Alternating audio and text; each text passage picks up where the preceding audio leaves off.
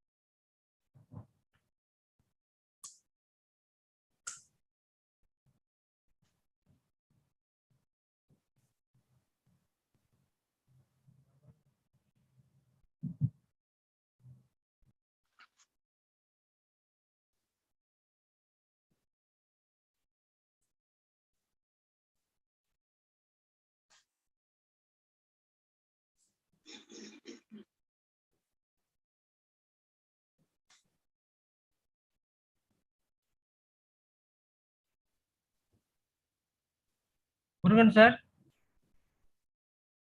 Mr. Murugan, sir. Dr. Murugan, sir. Yes, sir. Hello, sir. Yes, sir. Okay, sir. Ready, sir? Yes, sir. We will. Yes, sir. We will ready, sir. Okay, sir. Just cross. Hello. Please wait. Yes, sir. We are ready, sir. Okay, please wait for 2 minutes. Okay, yes, sir. We'll start 4:30 exactly, sir. Yes, sure.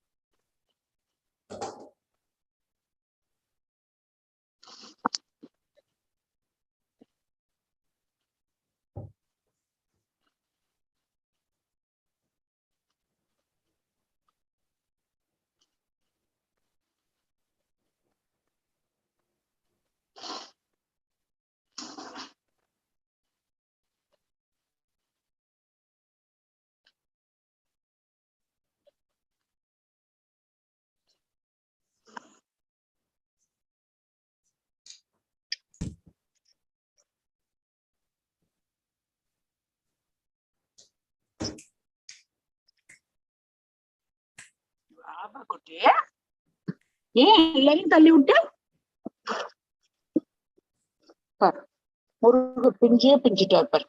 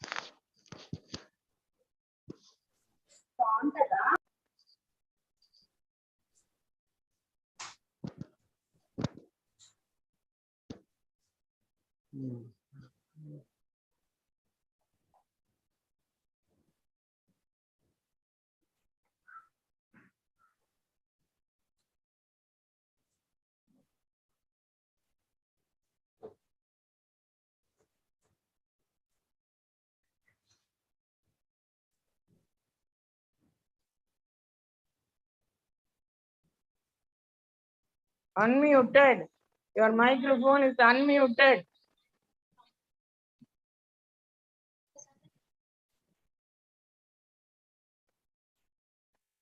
பாரு speaking வருது.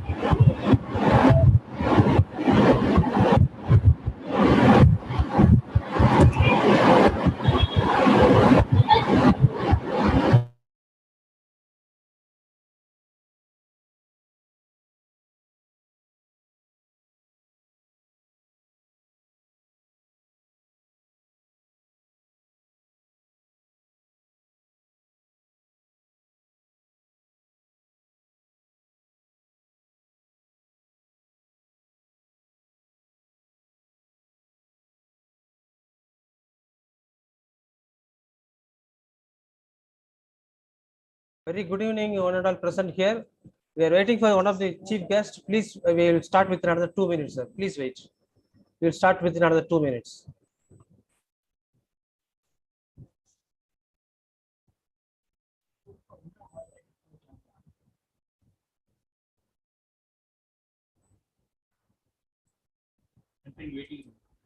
One time, sir. Start, sir.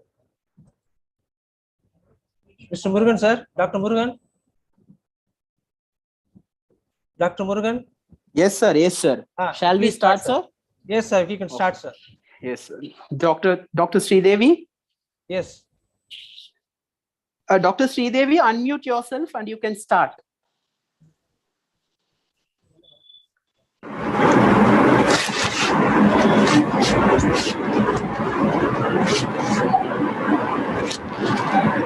Your Excellencies, Your Highnesses, Honorable Speaker, distinguished members of the Society for Educational and Entrepreneurship Development, dear professors, ladies and gentlemen, good evening, everyone.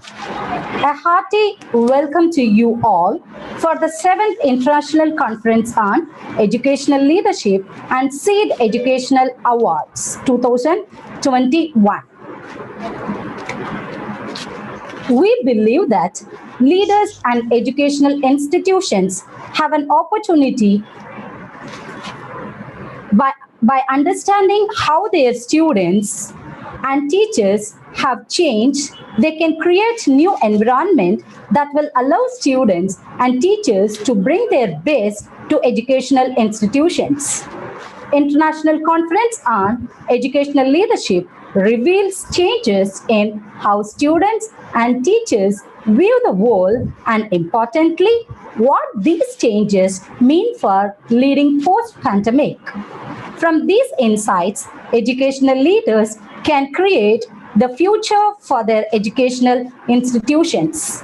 International Conference on Educational Leadership is the premier multidisciplinary forum for the presentation of new educational leadership in research results in the fields of educational leadership.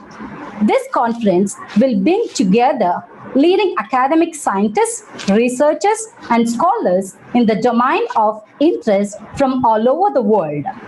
The Society for Educational and Entrepreneurs Development is a registered body under Section 10 of the Tamil Nadu Societies Registration Act. SEED has been established by professionals with rich experience in industry, academia, and entrepreneurship for the purpose of organization of training and development programs for academics and industrial professionals, facilitating quality assurance through accreditation, promoting industry institute partnership, nurturing entrepreneurship, undertaking research, development, and consultancy projects for facilitating publications.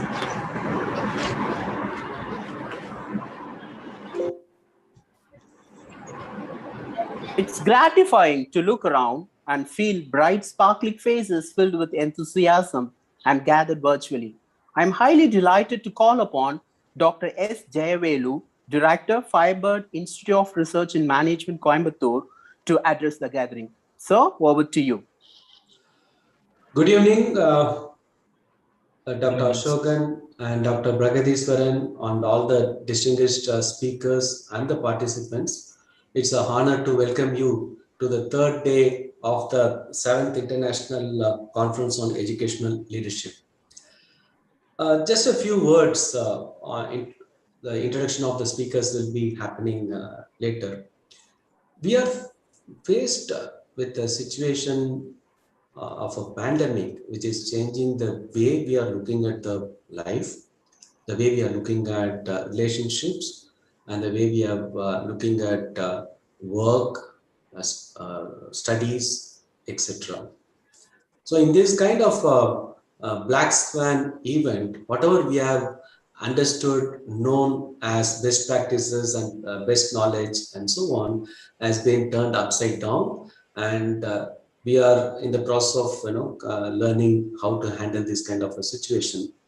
In this, there are three challenges that we as educational leaders face. One, the nature of the institution or the organization itself is changing, and hence, what is an organization or what is an educational institution?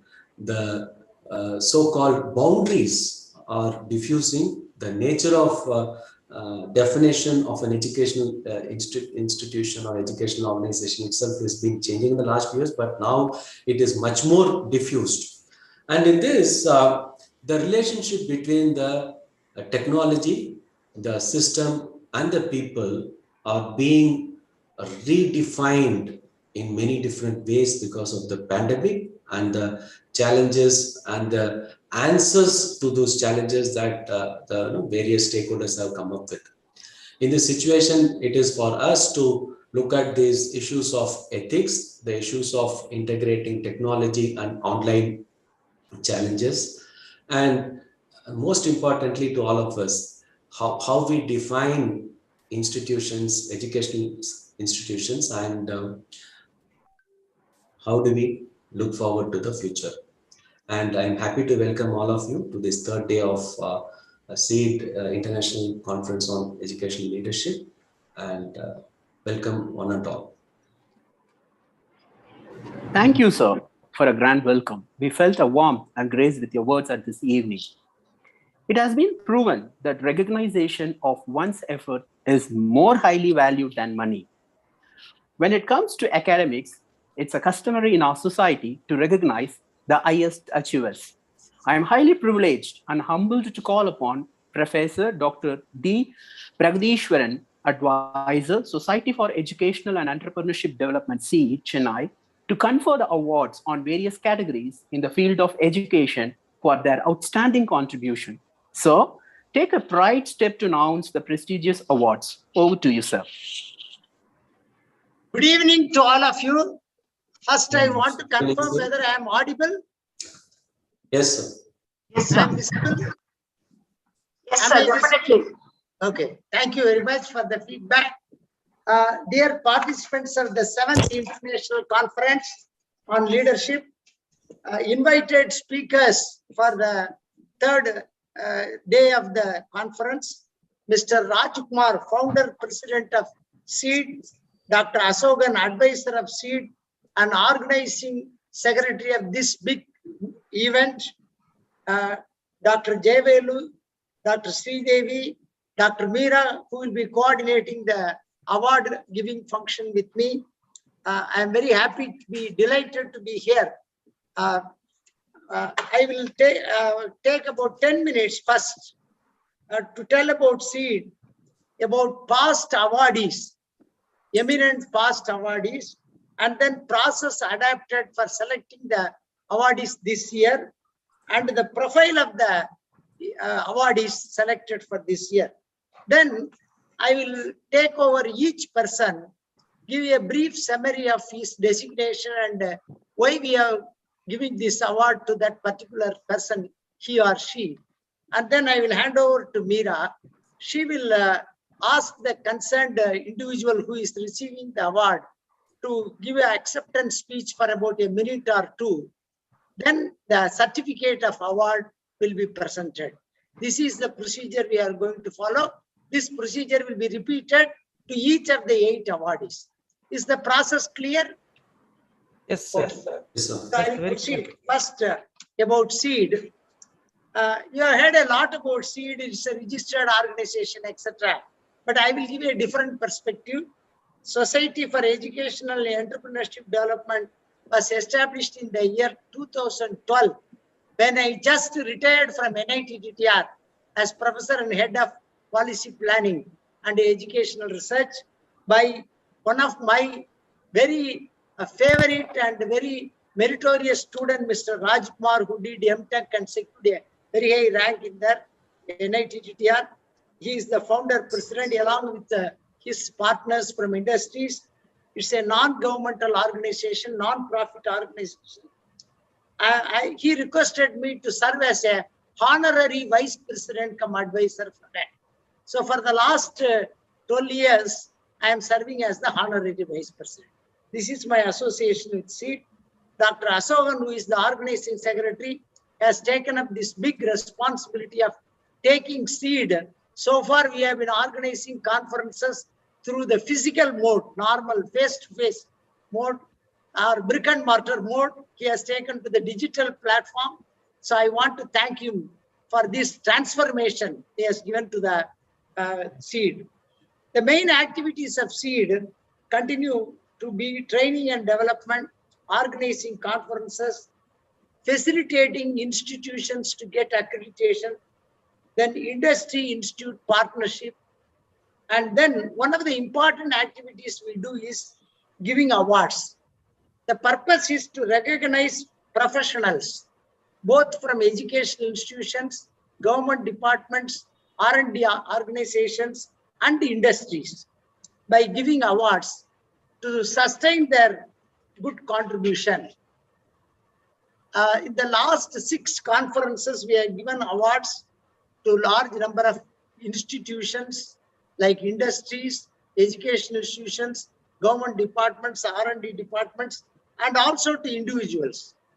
I will give briefly the eminent personalities, first individuals, then institutions.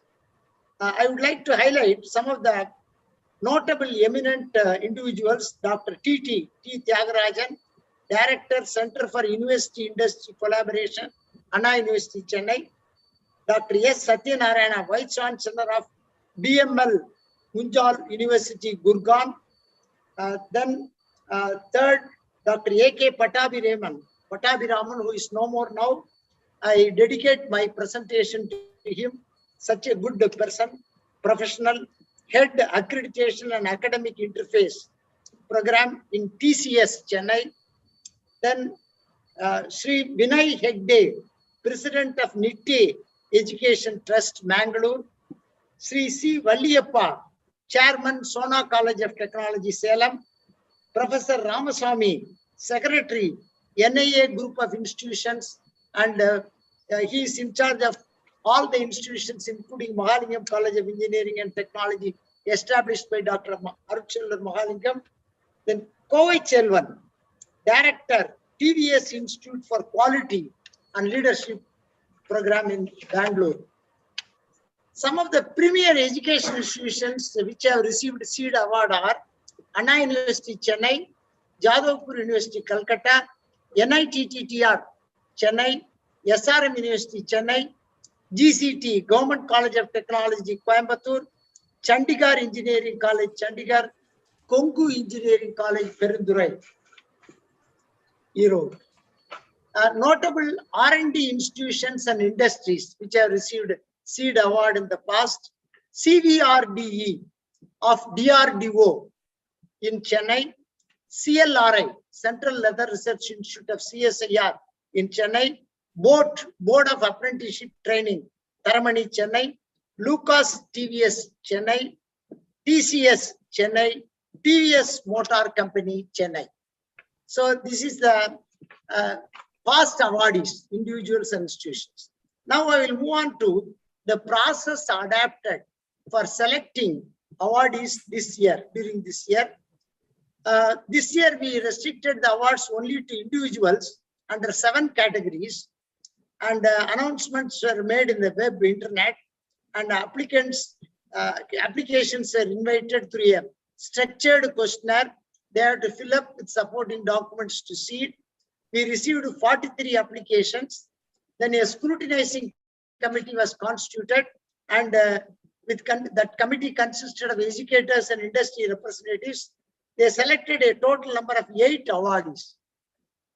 The big picture profile of the awardees is, out of the 8 awardees to whom today we are going to give awards are, 2 are foreigners, 1 professional from Philippines, another professional from Guyana, and 6 Indian professionals.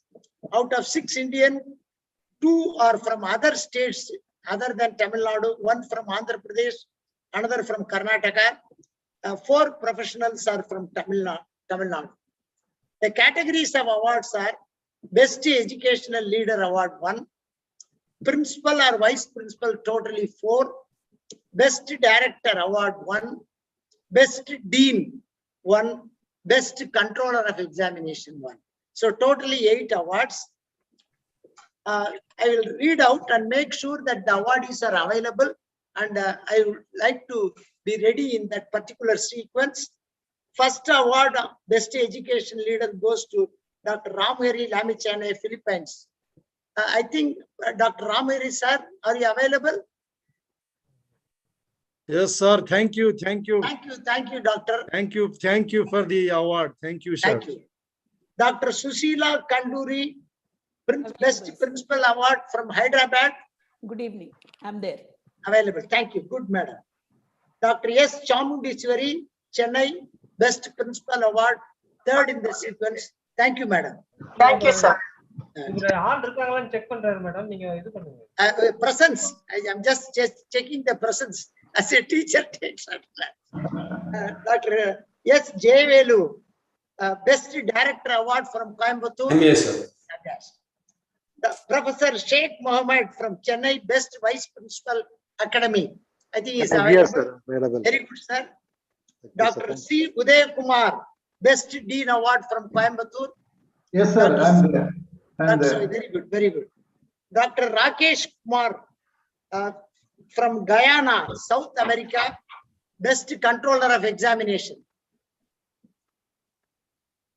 He is not available, I think.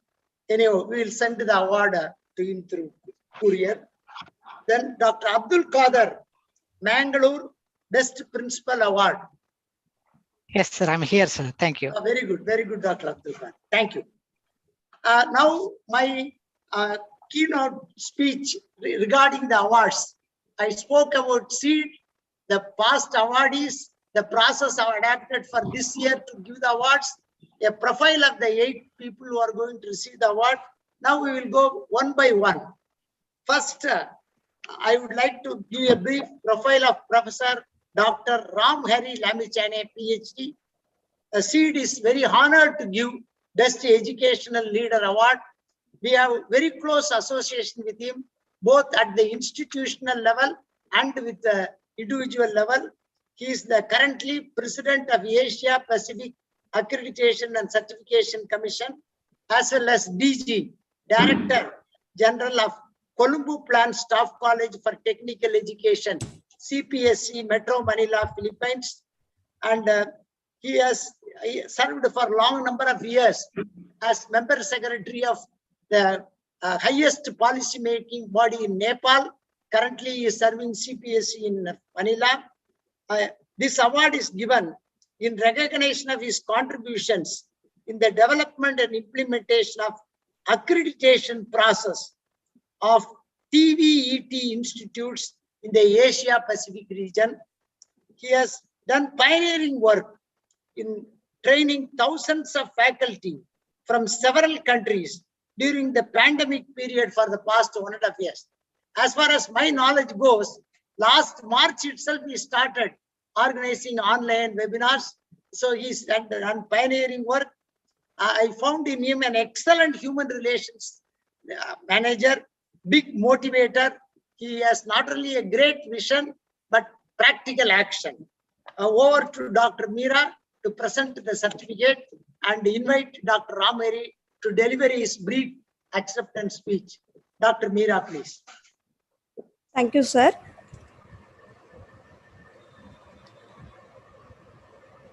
Congratulations, sir. Kindly accept our honor. Thank you. Thank you. Respected chairpersons and president of SEED and Professor Dr. Bragadiswaram and entire board member of the SEED. Thank you for the award to me. I think what I did, my responsibility, I thought it is not suitable for me, but when I listened, when I heard from the Professor Dr. Bragadiswaram, I realized that I have done something. With this award, I feel that some additional responsibilities added in my shoulder. So another monkey is in my shoulder. That monkey will scratch my cheeks. Means I have to do more things in this region, especially in our South Asia and Asia Pacific region, to enhance the quality of the education system and to enhance the competencies of educational leaders. So I'm very much privileged by receiving this award, and I heartily accept this. Thank you very much. Thank you, sir. Thank you, Professor Ramari Lamichane, for accepting the award and honoring SEED. Thank you very much. Now I move on to the second award. Dr. Sushila Kanduri, the Best Principal Award goes to her. I will give a brief profile of her. Currently, she is serving as Principal of Avinash College of Commerce, Hyderabad. She deserves it very much. This is given in recognition of her multidisciplinary approach to educational leadership, not now, for the past 27 years, both as an academician and as an expert from industry. She is a certified trainer and facilitator, CTF, from CAMI USA. Madam, I request you to, now I hand over to Dr. Meera. Thank you.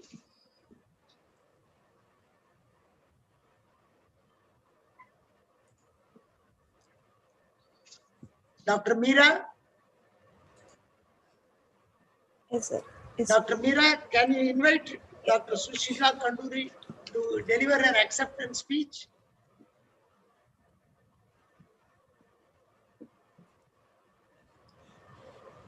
Congratulations, ma'am. Kindly accept our honor. Thank you. Thank May you. I request Dr. Sushila Kanduri share few words about this award, ma'am. Thank you. Thank you so much. Good evening to the August gathering and all the luminaries who are attending the session today. Firstly, my hearty congratulations to the organizers of this 7th International Conference on Educational Leadership. It's such a wonderful platform of sharing of thoughts on the progressive leadership, and also the current day challenges that the leaders are facing. And my heartfelt thanks to the organizing committee for having considered my candidature and participation into this seminar. I would be very brief in my travel or journey as a leader in the last, especially the last 1.5 years, that is COVID scenario. COVID gave me an opportunity to relook at my leadership skills. There are organizational challenges that I have been facing in terms of the organizational survival, about sudden adaptation to technology, about remote working, which is usually unheard of in the academic circles in the Indian scenario. And at the same time, there was this humanitarian angle that I had, concerns and angle that I had to, that I had come across very frequently in terms of the welfare and the well-being of the team who's working with me. The psychological issues the academia were facing in terms of the impersonal teaching. We all know that, the teachers love classrooms and faces of students. So this impersonal teaching has created a lot of depression in the teachers. So, and then personal family issues. There have been people who have been suffering with COVID, financial issues, health issues. So it was quite a challenging time. It has certainly given me an opportunity to prove my leadership skills. And I also realized that there is yet a lot to learn in terms of handling. Of course, leadership is a challenge. It's a everyday challenge. But thanks to COVID, this one aspect I would thank COVID, because it gave me an opportunity to do a lot more things and learn a lot more things and practice a lot more things, which we would not have probably encountered in the normal year. Now, we have certainly done a 360-degree somersault, especially in terms of the teaching learning practices in the classroom. And I would like to conclude by giving a small experience of mine. I read Mr. Taleb, a book known as Black Swan. This was about 4 or 5 years ago. Then it didn't strike me, that I would ever live to see one such event in my life. But lo, COVID is here, and I think what I read in Black Swan really makes sense to me today. Thank God, thank Almighty for all their blessings that we are all able to sail through, survive, and come out very successfully during these tough times. Thank you once again. I thank the organizing committee, and very humbly, I accept the award which is bestowed on me. And I take it as a personal responsibility to improve myself, to be capable of doing better things in the future. Thank you so much once again. Thank you, ma'am. Thank you for accepting our honor. Thank you. Thank you, Dr. Susila Kanduri, for accepting our award and assuring that you will further propel the good work you will be doing. Very good. Thank you. Now we move on to the third awardee, Dr. S. Chamundiswari from Chennai. The best principal award goes to her. I would like to give a brief profile of her. Currently, she is serving as principal of N.K. Tirumalacharya National College of Education for Women, Chennai. In recognition of her contribution for the training and professional development of teachers of school education system, B.Ed, M.Ed, PhD programs they are having, and the pleasant opportunity of serving as a faculty selection committee member nominated by University of Madras for NKT College. I'm very happy that one of my professional colleagues, a teacher educator, is receiving the best principal award. I'm extremely happy. I request now Dr. Meera to take over.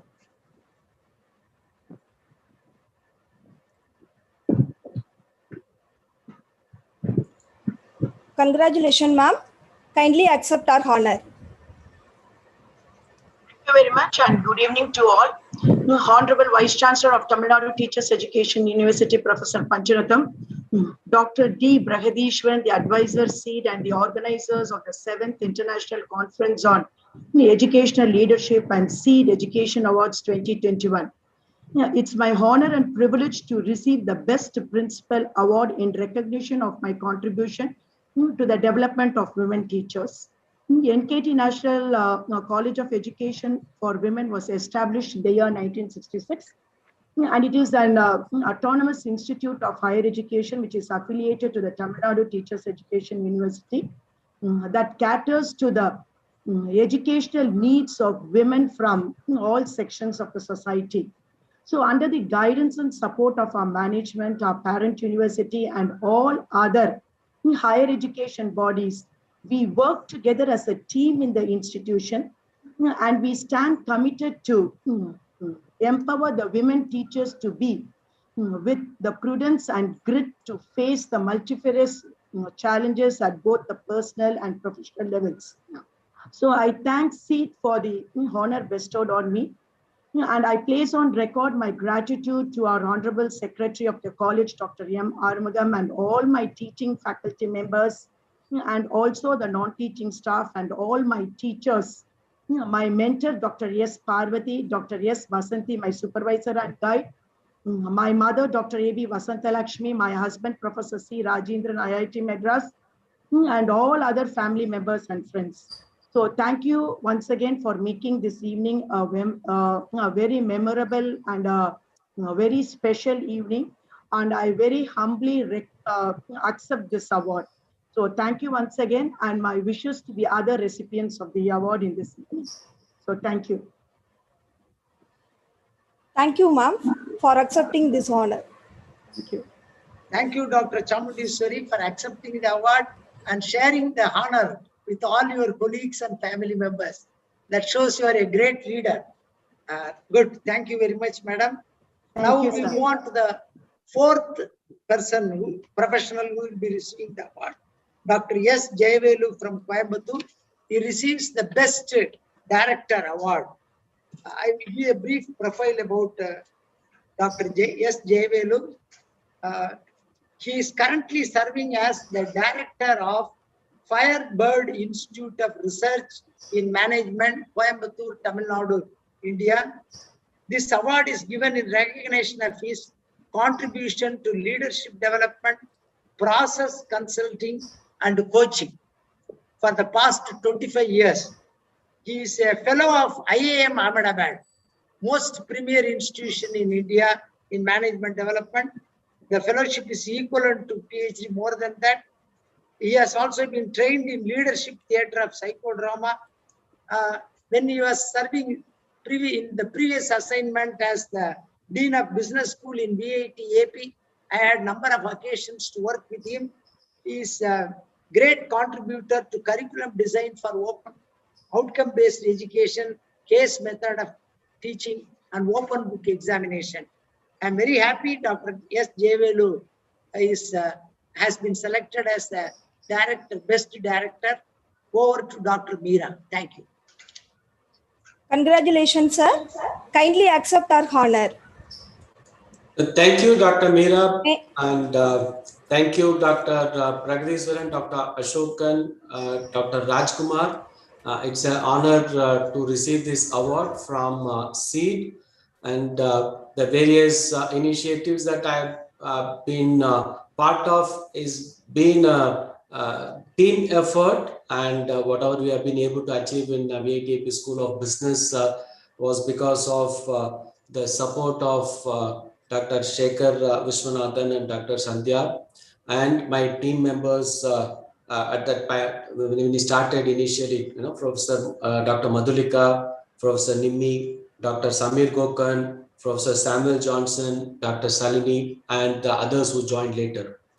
And and my family has been with me in this whole journey, and this award is due to all of them as much as to my team members. Thank you, members of organizing committee and SEED, for giving this honor, and looking forward to contributing more to the educational setup in India.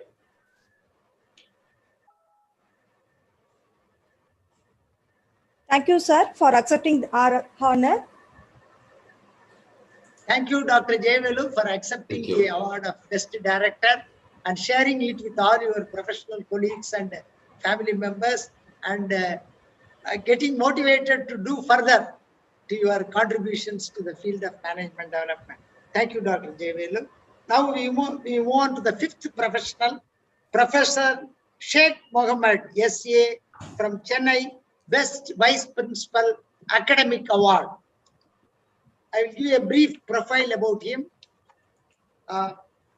Professor S.A. Sheikh Mohammed is currently serving as Vice Principal Academic in the most popular government-aided college, New College, Chennai, which is located in the heart of the city, for recognizing his contributions towards 5E: elevate, educate, empower, engage, and excel, for the holistic development approach to nurture students, especially disadvantaged students, students with learning difficulties. He has contributed a lot. In recognition of that, this award is being given to you. Sir, please accept it. Now over to Dr. Meera.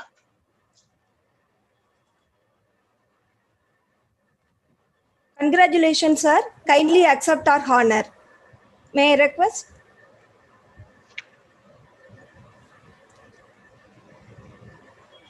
Thank you very much, organizers.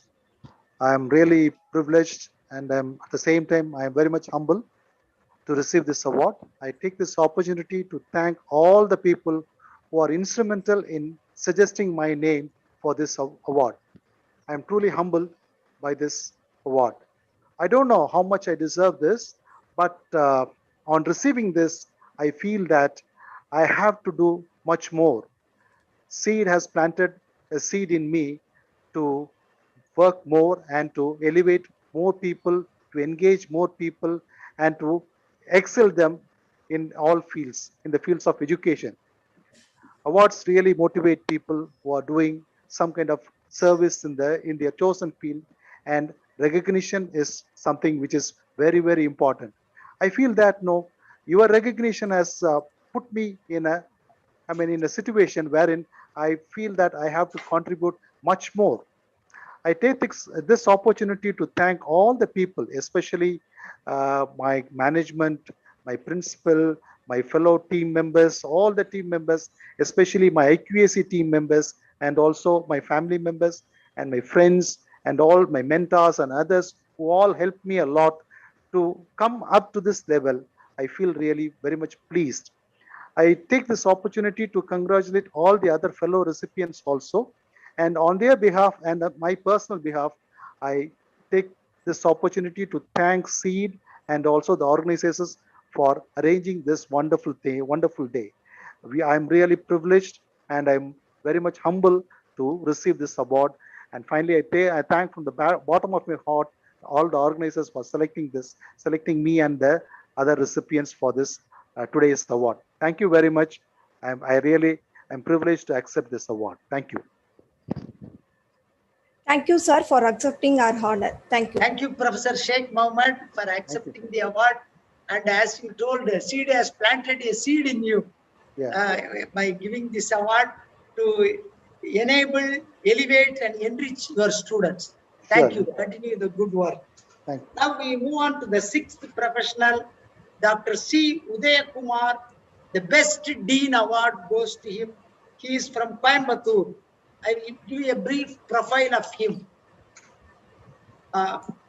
Dr. C. Udaya Kumar is currently serving as Dean in Arjun College of Technology, Coimbatore, and he is also currently serving as Vice Chairman, Quality Circle Forum of India of Chennai chapter. This award is given for his contribution to implementing quality circles in many higher educational institutions on a mission mode. He is a dedicated professional. He has not only rich experience as principal of engineering colleges for about 20 years, but also in industries like Electronic Corporation of India Limited. So he has both academic and industry background. And I'm very happy that he has been selected as the Best Dean Award. Over to Dr. Meera.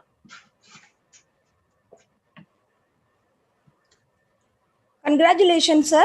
Kindly accept our honor. Thank you, madam. Happy evening to all the organizers of SEEDS and the educationalists who are all attending this conference for the last 3 days. I'm really extremely honored to be receiving such an important award from SEEDS. I'm also extremely grateful to the selection committee who have selected me for this wonderful award. As mentioned by Dr. Brahadishwaran, First of all, let me pay my respect to Dr. Pragadiswaran. I know him, he's my something like my great guide for me. And I have worked in the industry nearly 20 years. I have learned the art of quality circle, how people solve problems in the industry. When I became principal of engineering colleges, I took the concept of industry. I created quality circle among the students. I could see that they could solve many problems and they are able to improve their communication skills. They are able to improve their study skills.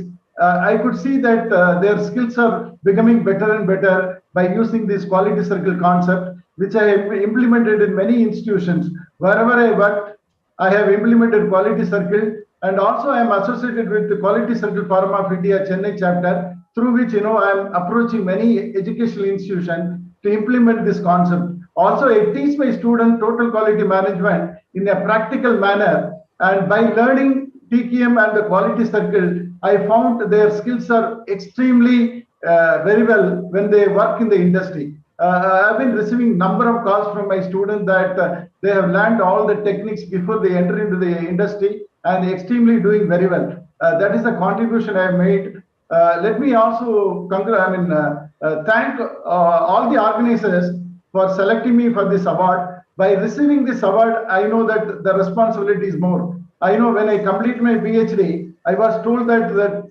PhD is given as a license to do more research. So similar way, when I receive an award, I know that my responsibility is more and more now to create more quality circles and see that students are enhancing their skill in many ways. And by enhancing the skill, their employability skill also will improve parallelly. I have seen that my students are getting easily jobs because they are able to display their skill as a quality circle member. So with this small note, let me accept this award and dedicate this award to Arjun College of Technology and my colleagues in Arjun College of Technology, also to my family members. Thank you so much for the wonderful opportunity. Thank you, sir, for accepting our honor. Thank you. Thank you, Dr. Uday Kumar, for highlighting the various experiences and lessons you have learned from industry by doing research and also serving as a principal of various engineering colleges and dedicating the award to the present institution in which you are currently working. Thanks, Dr. Uday Kumar.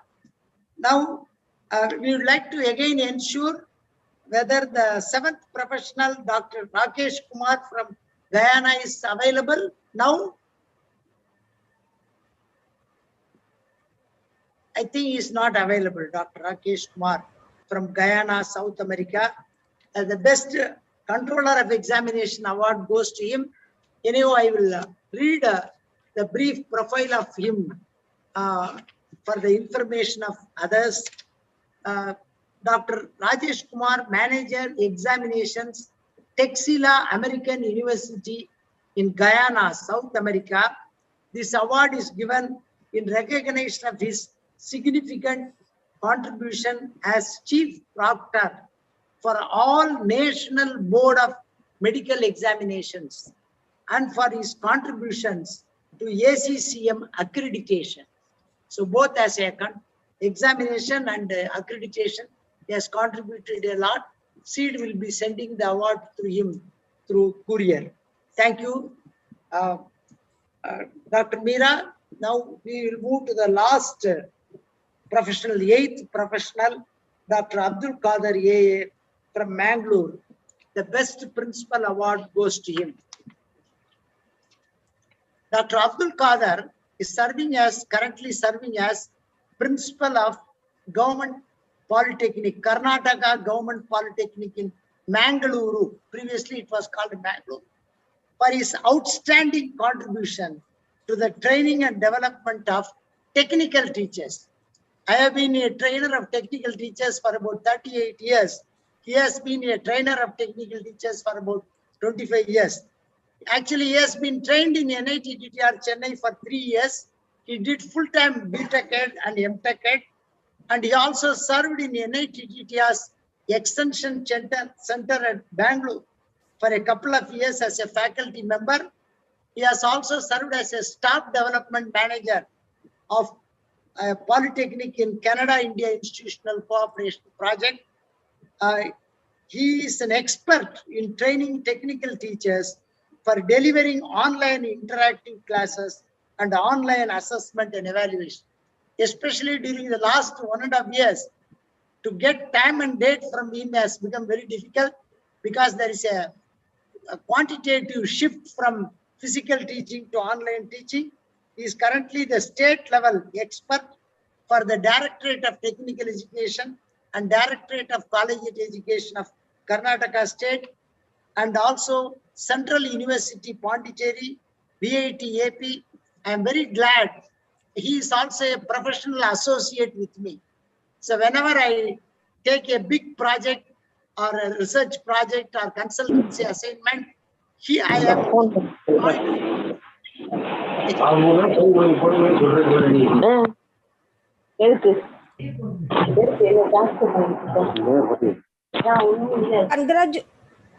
Congratulations to Dr. Abdul Qadir. Over to Dr. Meera. Congratulations, sir. Kindly accept our honor. May I request Dr. Abdul Qadir share few words about this award. Thank you, ma'am. It was a pleasant surprise when I was informed that I am selected for this prestigious award. I am honored as well as humbled. I am thankful to Almighty Allah for all the blessings in life, including this award.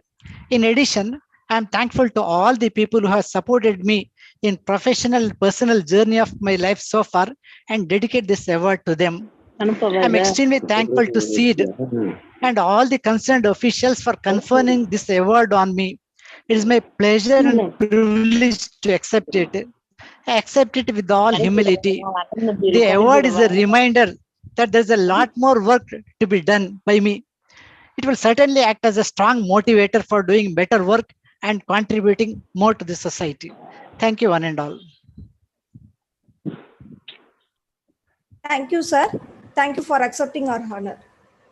Thank you, Dr. Abdul Qadir, for accepting the award and telling that it propels you to contribute more for preparing all the teachers for online education and delivery of online education and assessment. Thank you.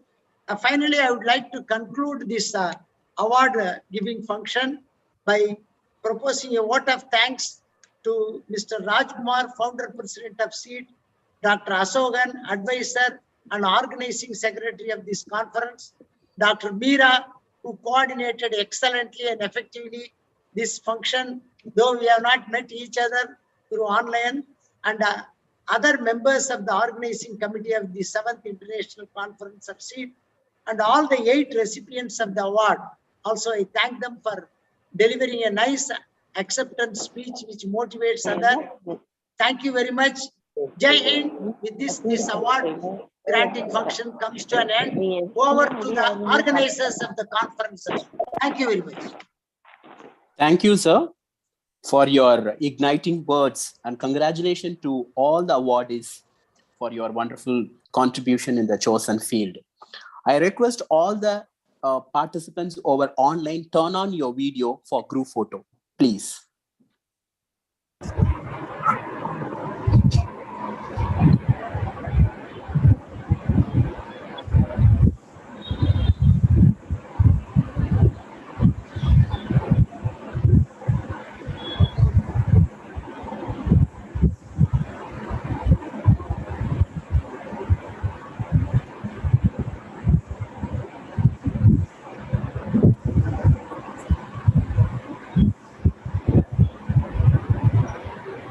Thank you, sir. Thank you very much. Thank you, sir.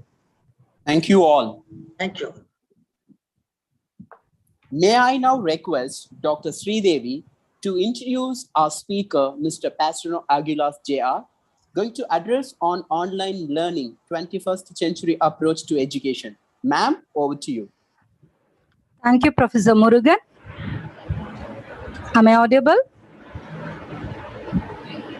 Murugan sir, am I audible? Yes, you're audible, ma'am. Please go ahead. Okay. I feel immensely happy to introduce such an eminent speaker of this day, Pastor Regulus Aguilar Jr., Dean, College of Computer Studies, University of Perpetual Help System, Delta, who is identified as one of the great academicians in the world. Dean Regulus has 22 years of experience in academic sector and 14 years in software industry for his credit. Sir Hurd won the International Scientist Award in research category in 2021 by the VD Good Professional Association, Trivandrum, India. Dean Regulus is an excellent ISO 9001-2015 certified auditor and international speaker in the discipline of computer science and information technology. Dean Regulus actively serves the research communities in various roles. He is currently serving as a member in editorial board at Global Research and Development Journals for Engineering, Computational Intelligence and Machine Learning Journal in Norway and India, International Scientific Board member and Business Informatics Journal of University of Wrocław in Poland, Europe, AMET International Impact Research Journal in India. He is also an institutional ambassador, honorary member, and research reviewer at Institute of Engineering and Research Publication. Recently, Dean Regulus has been invited as the co-host in the 3rd International Conference on Applied Sciences, Engineering, Technology and Management in Dubai, UAE. And he has been invited for the 26th World Conference on Applied Science, Engineering and Technology in Manila as a co-host. Apart from hosting, Pastor has also chaired so many sessions in international conferences. The few are innovations and substantial practices in commerce management and social sciences, future prospects and challenges in India. First International Conference on Engineering, Social Sciences and Humanities at Eastern Samar State University. E-Conference in Information and Communication Technology at Prestige Institute of Management. And the first International Conference on Multidisciplinary and Current Educational Research at University of Ayutthaya, Thailand. Dean Regulus has also served as public lecturer and a guest lecturer in many universities all over the world. Dean Regulus received citations, recognitions as honorable as guest, keynote speaker in various conferences held in various universities and institutions in USA, Poland, Thailand, India, Indonesia, Malaysia, Pakistan, and Philippines. We are so blessed to have this great opportunity to listen the deliverance of Pastor Regulus Regulus. The session is yours, sir. Please, sir. Yeah. Good evening. It's already 8 o'clock here in the Philippines. So I am very honored, of course, and privileged, pleasured to be with you for this very prestigious and significant event in India. Of course, I would like to say thank you for the invitation, and I wish you all the best and more power to the organization. Of course, this afternoon or this evening, I am going to discuss with you, and let me share with you first my presentation slide. Thank you.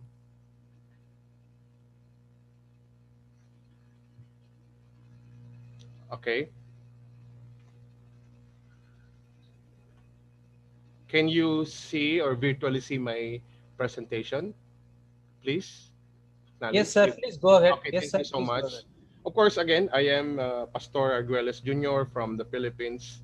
I'm the presenter for the third day of the conference. Of course, the presentation outline that I have here with me will talk about of course, first is the Philippine paradigm shift in education sector.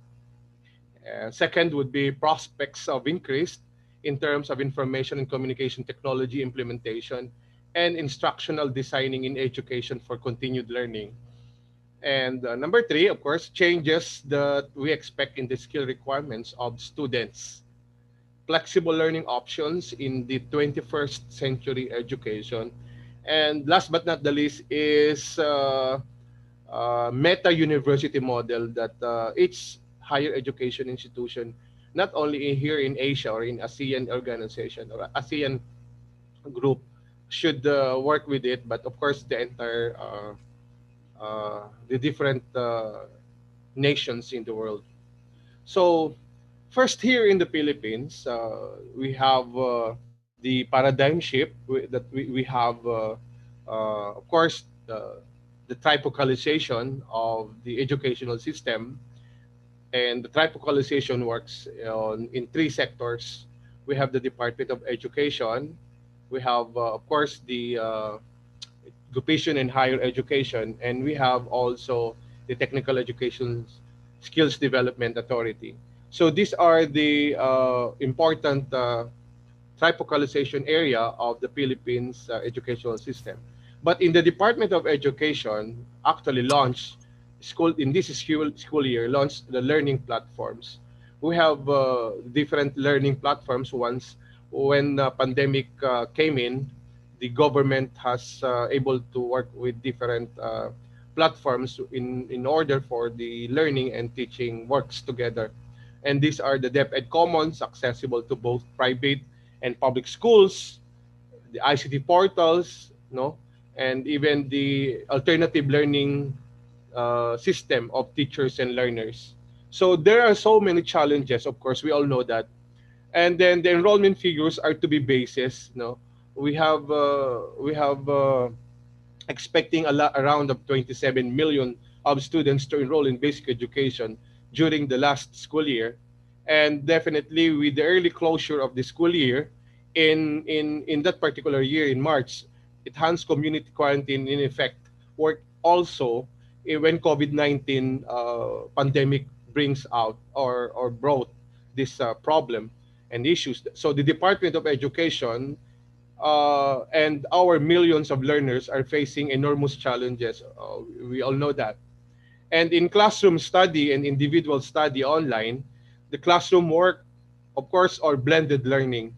And we are all surprised and shocked on the development because not everyone is ready to have this kind of system in terms of learning and teaching. So in the classroom study and individual study, online classroom work or blended learning, definitely. It allows students to work in the guided modules.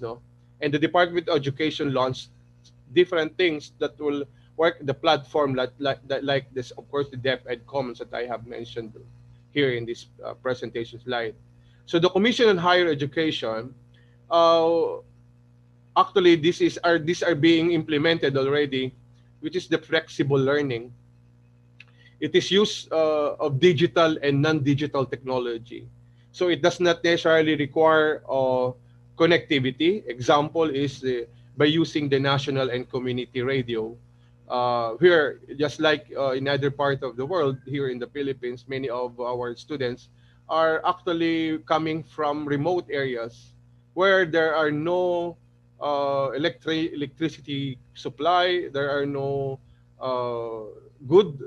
there's no internet connectivity, and definitely we just using some form of communications using this community radio. And those higher education who are using online learning can continue also for the next school years. And these school years we are still on what we call the flexible learning. When you say flexible learning, we are into synchronous or asynchronous.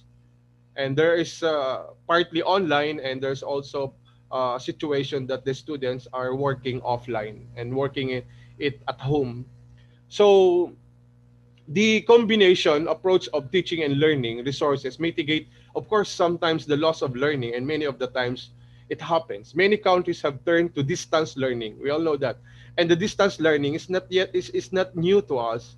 It has been practicing even before, like in China, in Italy, France, Germany, Saudi Arabia, using mobile phones or televisions, even in Vietnam or in Mongolia. So in addition to this particular infrastructure and connectivity, teachers and administrators works familiarity with the tools and process key in providing distance learning like in Singapore. So just like in Bulgaria, more than 800,000 accounts have been created for all the teachers and parents. And publishers have been mobilized to open the digital textbooks and learning materials from grades 1 to grade 10. And the two national TV channels the two national TV channels are used to broadcast educational in TV. So next is, what are the prospects of increase of IT implementation and instructional designing in education for continued learning? We have to remember this is a data from ASEAN Information Center that the internet speed, the global average, first is of course Singapore. They have now, in 2017, they only have 75 average Mbps, internet speed. But now they have 208.16 Mbps after 3 long years. Let me just focus in the Philippines. In 2017, we only have 5 Mbps average. But now we only have 23.74 Mbps. And the government is still and continuously doing the target by 2023 that we have 100 Mbps average in the internet speed. So why am I telling you this? This is very significant nowadays. Everyone in the world will never or will not anymore go back to the traditional learning. And we are actually into a blended or flexible learning. It's 60-40 or even 50-50. So definitely this particular issue in terms of internet connectivity has a vital role in terms of providing equality learning and teaching among students and teachers. So another thing is that the mobile internet speeds in the world 2020, definitely United Arab Emirates is ranked number 1. They have 170.3 Mbps, and the government spent $435.6 million for that. And of course, Philippines, it's 110. We only have 18.49 Mbps as the internet speed in terms of mobile internet, and we did not spend any single dollar for that. So this is something new, but definitely the thing is that many of the people or students in my country are dependent into mobile phone. Why? Because many of the students do not afford to buy a laptop or gadget or expensive gadget, and they are just relying on mobile phone. So definitely it matters most in terms of learning. And the Philippines number internet users from 2017 to 2023, it's the average that in 2018, 70 million people number of internet users in the Philippines belong to age group of 16 years old and above. So which means to say that these people belongs to senior high school and the college students. So definitely this is a very classical data that could be able to work with in terms of identifying things that we have to work out in the future. And another thing is that in 2017, 34.5 million access to internet through mobile phone. So that's a very important data in terms of providing how we can bring up those learning materials or platforms in mobile phone. And in 2023, imagine this, 50.8 mobile phone internet users are going to happen. So, and which means that that's why it's very important or significant that this particular distance learning through electronic media has been around, of course, in many years. So the earlier approach method that was to record these materials, of course, in distance learning, we use before different VHS tapes, BCD in 1990s, and so forth and so on. Okay, so using remote learning and education resources to mitigate loss of learning, adopting on online learning platforms for use in smartphones, mobile phones, laptops, electronic gadgets. Remember that with this in mind, Generation Z, Generation Alpha, the children of millennials. So the children of millennials, these are the Generation Alpha. So in this particular generations, definitely, these are people who are or students that are prepared for non-classroom types of learning as they grew up depth in terms of fearless in using digital technology.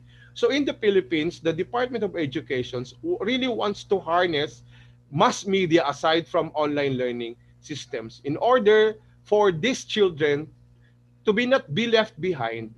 And of course, the government works very seriously in using all platforms or source of media in order to deliver the multimodal approach. So the multimodal approach that works here are, of course, those working with television and radio station. Another thing is, what are the changes that we expect in the skill requirements of students? As I mentioned a while ago, these are Generation Alpha, or the children of millennials. So these are people that could work with a lot of technologies. No, they are dependent into different platform or different technologies that might be available in the market. So it is not difficult for them to adjust, no, in terms on how they could learn different technology or application development in terms of learning. Uh, of course, sometimes the old one, or rather some adult people, is the one who found very difficult in terms of adjustment. But these people, the Generation Alpha, of course, we cannot question them, but definitely they are very good in terms of adjustment into technology. Well, the challenges in integrating ICT in today's educational system, definitely, an online study platform called DepEd Commons, of course, accessible to both private and public schools to help students continue their lessons. And it has also some development that works with the alternative learning system platforms in partnerships with, of course, UNICEF. We call that ICT portals. A portal learning resources, activity sheets, and then in terms of online tutorials of alternative learning system, teachers and learners. So there are a set of trainings. Of course, we have to train. We have to train not only on technology, but definitely on in terms on how they could deliver, deliver the instructional materials to students online. So we call this Global E-Library Project. And this Global E-Library Project is a collection of the local and international public domain electronic books ranging from, of course, classical storybooks, novels for the K-12 learners that are actually curated by our Department of Education. Now, what are the flexible learning options in the 21st century? No, this is very significant. While what is actually flexible? When you say flexible learning, it is a flexibility when incorporated into curriculum design, enables people more choice in their learning. So this teaching and learning actually shall provide with synchronous and asynchronous engagement of students. So synchronous means an online meetings can be done through video conferencing using, of course, different platforms like Teams or Microsoft Teams, Google Meet, of course, Zoom, Cisco WebEx, and so forth and so on. And of course, the what we call asynchronous, it is a way of learning engagement in terms of encouragement when there is what we call no real-time interaction. So it's up to the students on when they are going to study the modules in terms of working with the classes. But of course, it can also be facilitated by providing students with self-paced learning modules, of course, as I stated, containing learning tasks and experiential engagements. which are presented definitely in portable learning packets for those who have limited or no internet connectivity, as I mentioned a while ago. Now, in terms of delivery modules, according to connectivity and capacity, this is one of the actions that we have used to implement to our students. We have categorized three: high-level technology, medium-level technology, and the low-level technology. So what are the devices that we are requiring from our students? So these are the devices. It could be laptops up to desktops, and if it is medium, mostly available phones or mobile phones. And if it's low level, we work with some mobile phones or no technology at all. So these are the approaches: online learning or blended learning approach. So meaning the blended learning is working on the high level technology. Now, another thing would be the other delivery models. No, we have to remember that we have what we call the face-to-face online class facilitated by a teacher. Right now, we are starting, and there are some limited face-to-face classes that are going on, that will be going on effective this September of our school year. So the government is opening that, especially in those courses or programs with allied health programs like medicine, nursing, and so forth and so on. But of course, the program on the modules, actually self-paced instructional modules organized in terms of learning packets in print or digital format, which are uploaded, of course, in asynchronous. No? And in terms of other delivery models, the formative assessments works, of course, in terms of empower the professors to ascertain how well students are doing as work progresses. Also, summative assessments allow to professors to determine how well students did at the end of the task or job. And at the same time, performance-based assessments such as portfolio, of course, that's very important, research papers, electronic exams, video recorded student reports, laboratory, clinical simulation, and project-based or task-based assessments are the same time used to evaluate students for performance in this online or in this 21st century approach in terms of online delivery. And also, the grading rubrics should be provided to students for them to be aware of the grading criteria for assignments and performance tasks. Now, what are, of course, the framework for flexible learning with different modalities? Of course, there are three. These are the virtual laboratory. We have also the asynchronous learning or e-learning. And we have also the online or the electronic learning. So the delivery of instructions work also with the simultaneous software or laboratory demonstration, or even the office schedule for the virtual laboratory. And in terms of delivery of instructions under asynchronous, we are using, of course, LMS or learning management system, or the hard copy, or even the flash drives, or even the lecture offline, or even the consultation or messaging. And we also use, of course, the SMS for the students to receive, and for the teacher to deliver information or teaching lesson. And also in the online, it is of course on the lecture or the classroom or online lecture. We also have laboratory or classroom online, and of course consultation or virtual. Now, one of the challenges in the line of ICT or IT courses like in BS in computer science, IT, not all students have the same classification or the same category and the same technical they do not have the same technical resources. So definitely that compromises the learning.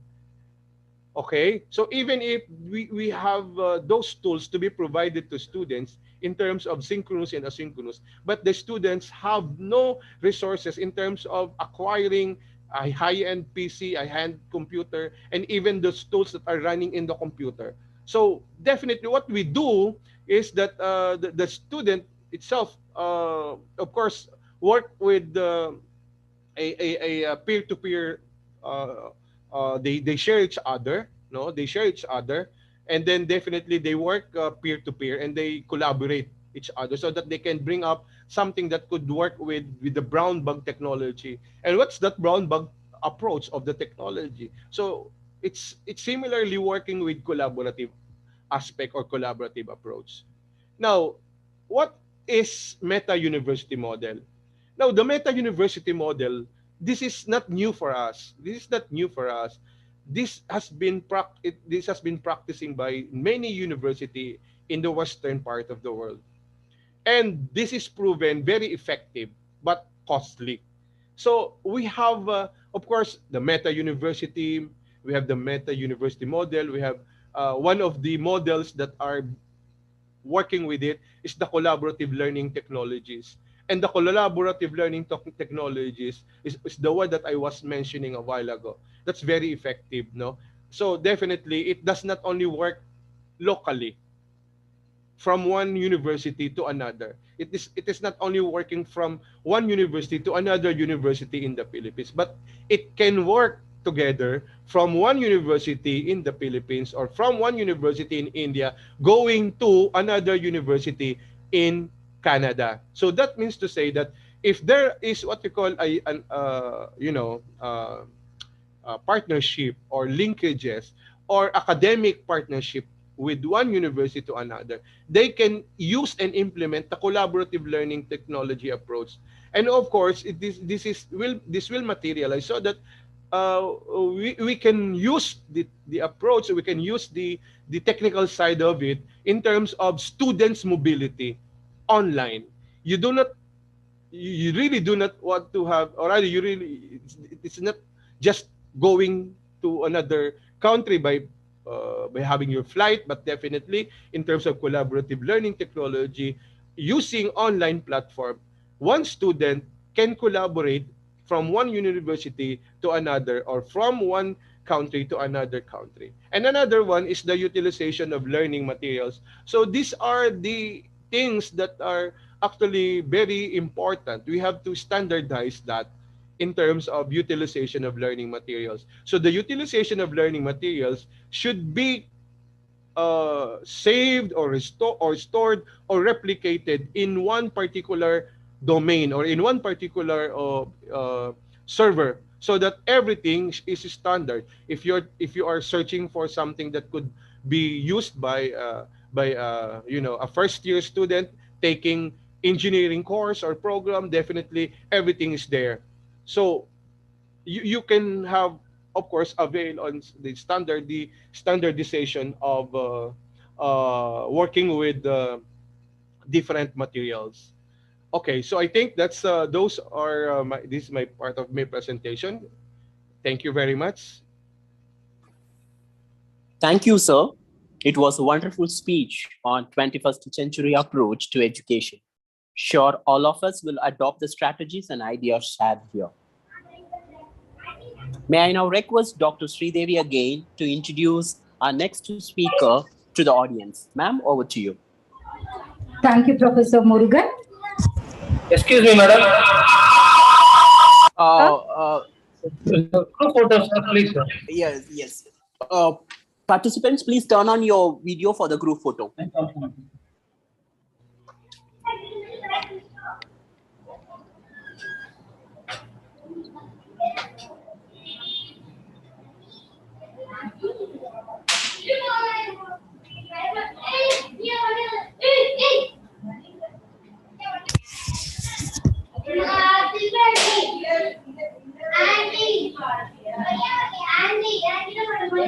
you, sir. Thank you very much.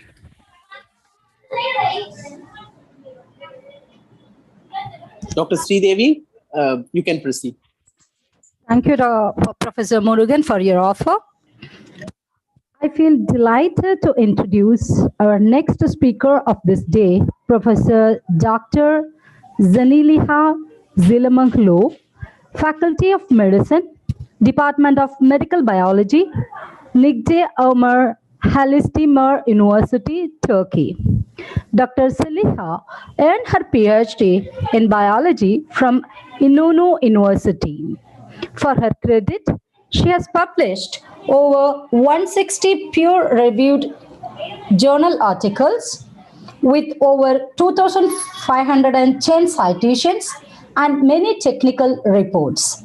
She is a member of Society for Experimental Biology and Medicine, Associate Membership, and European Association for cancer research.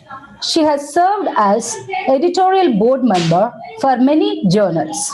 Dear audience, we are proud to announce that the Hutch Index value of Dr. Saneeha's journal is 27 and the citation score of her journals is 2,510.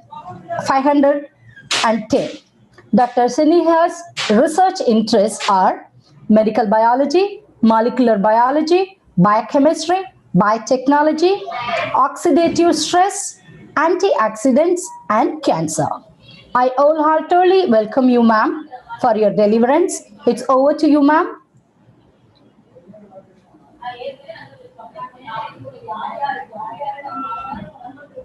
Thank you so much for your very nice introduce me. I would like to share my screen.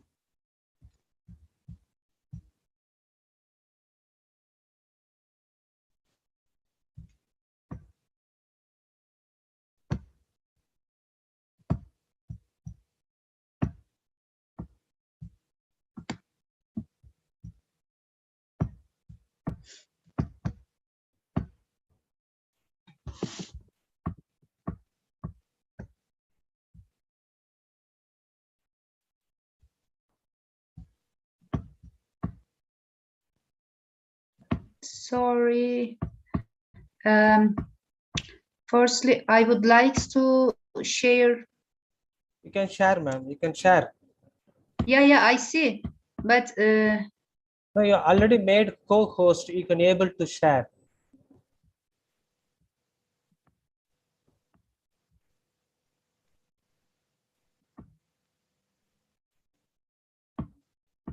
But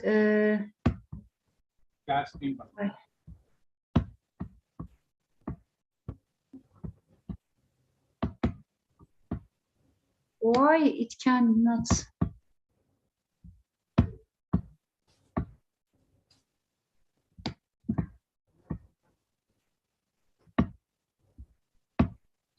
No. No. Okay. Post avara potrukku.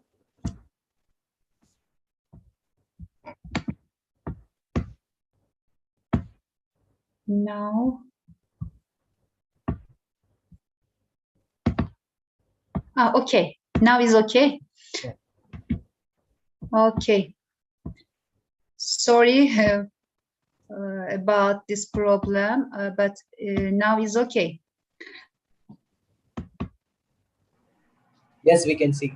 Okay, thank you. Hi, everyone. Greetings from Turkey, and also good afternoon to everyone.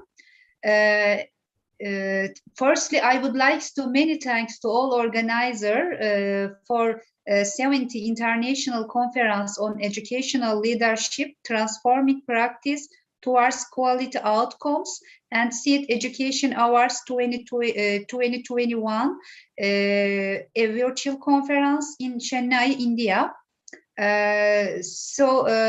Really, so many thanks to invite me to this very great event.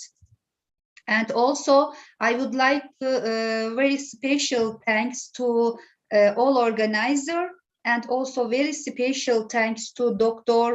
Asokan about invite me to this event, and also very thanks to all distinguished participants and speakers, and also welcome to this session.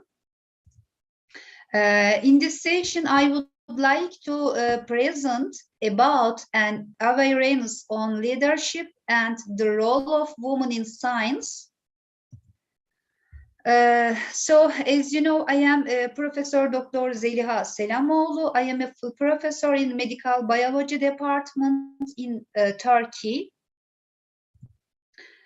And again, greetings from Turkey to everyone. And in this program, as you know, she introduced me about me. And firstly, I would like to share with you a few slides about my city and my university in Turkey. My city is in the middle of Anatolia in Turkey. Actually, we say for my city, Gate of Cappadocia. It is very popular place in the Turkey.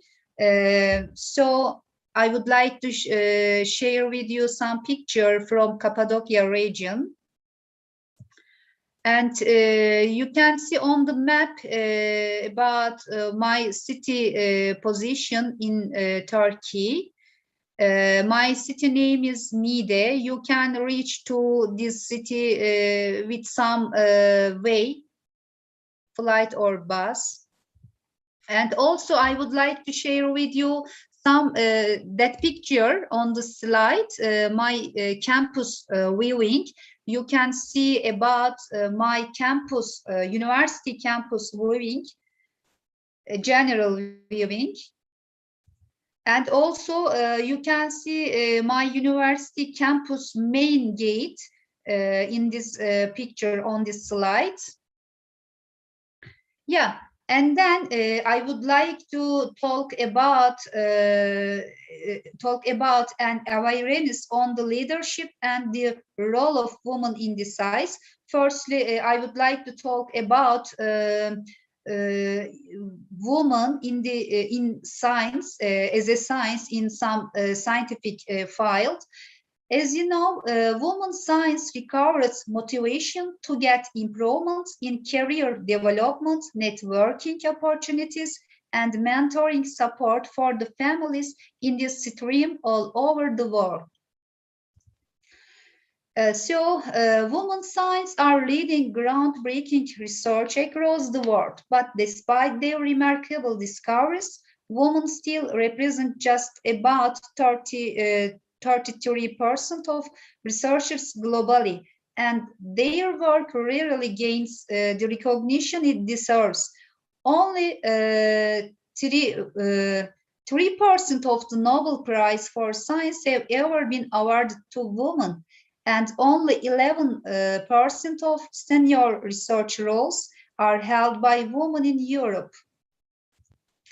So some studies have shown that women are discouraged from or become less interested in entering the field of science, technology, engineering, and math beginning at a young age. And according to data, women remain underrepresented in engineering, computer science, and physical science. But despite challenges of gender discrimination and lack of recognition in the scientific community, countless inspiring women in these fields have made historic contributions to science and helped it advance understanding of the world around us. Many were not recognized in their own lifetimes, but their achievements have helped a generation of family science to come. We all learned about Marie Curie and Jane Goodall and others. We must focus on to help empower more women science to achieve scientific excellence and participate equally in solving the great challenges facing humanity. To date, we have awarded more than 100 lectures, 5 of whom have gone on to win Nobel Prizes. I am sure that, and I know, as you know, women are the largest talent untapped reservoir in the world. So we must focus on the women in science. Especially, we can see many attractive women science in the world for promotion the woman in the world, which is quite necessary for producing scientific society in the world.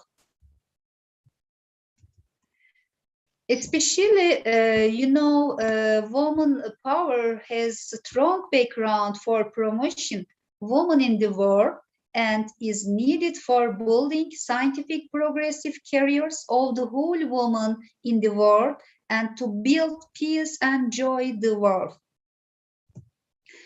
So after this talk about women in the science, I would like to talk about leadership skills and to improve this issue. So I would like to share with you some slides, step by step, point by point. I would like to say something. How to improve the leadership skills. So, firstly, leadership is an inevitable skill for every professional. Without leadership skills, no individual is treated as valuable. Yes, firstly, keep learning because you do not know it all. Nobody is aware of all of it, and you will all the time study from different leaders inside your organization by learning how to improve the leadership skills.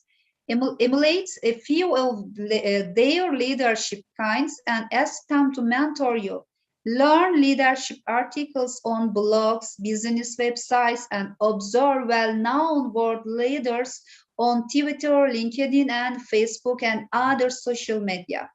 So you will develop your personal leadership passion over time as you obtain suggestions from each of your friends and direct stories. And also train and develop the people around you. Yes, there is actually a no different method to do it. Since you are the leader, you understand what skills they want. Begin instruction them on these skills and explaining to them how you can greatest use the skills to assist yourself and your organization push ahead. And also, we can say something about to improve leadership leadership skills. One of the many largest challenges leaders have is that they wish to proceed to do all of the works as a result of they acquired their place that method. Micromanaging does not work as a result of you find yourself fired and never having sufficient time to execute tasks on the high stage. As a substitute for making an attempt to do the whole lot, distribute that work evenly amongst the team, such that every venture perform into their very own distinctive strength. You ought to be overseeing the completion of the work from effort and having weekly check-ins to verify it is full and on the time, however, nothing more.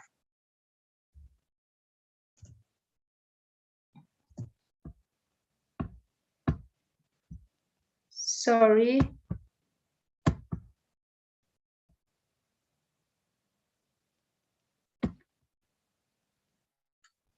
Yeah.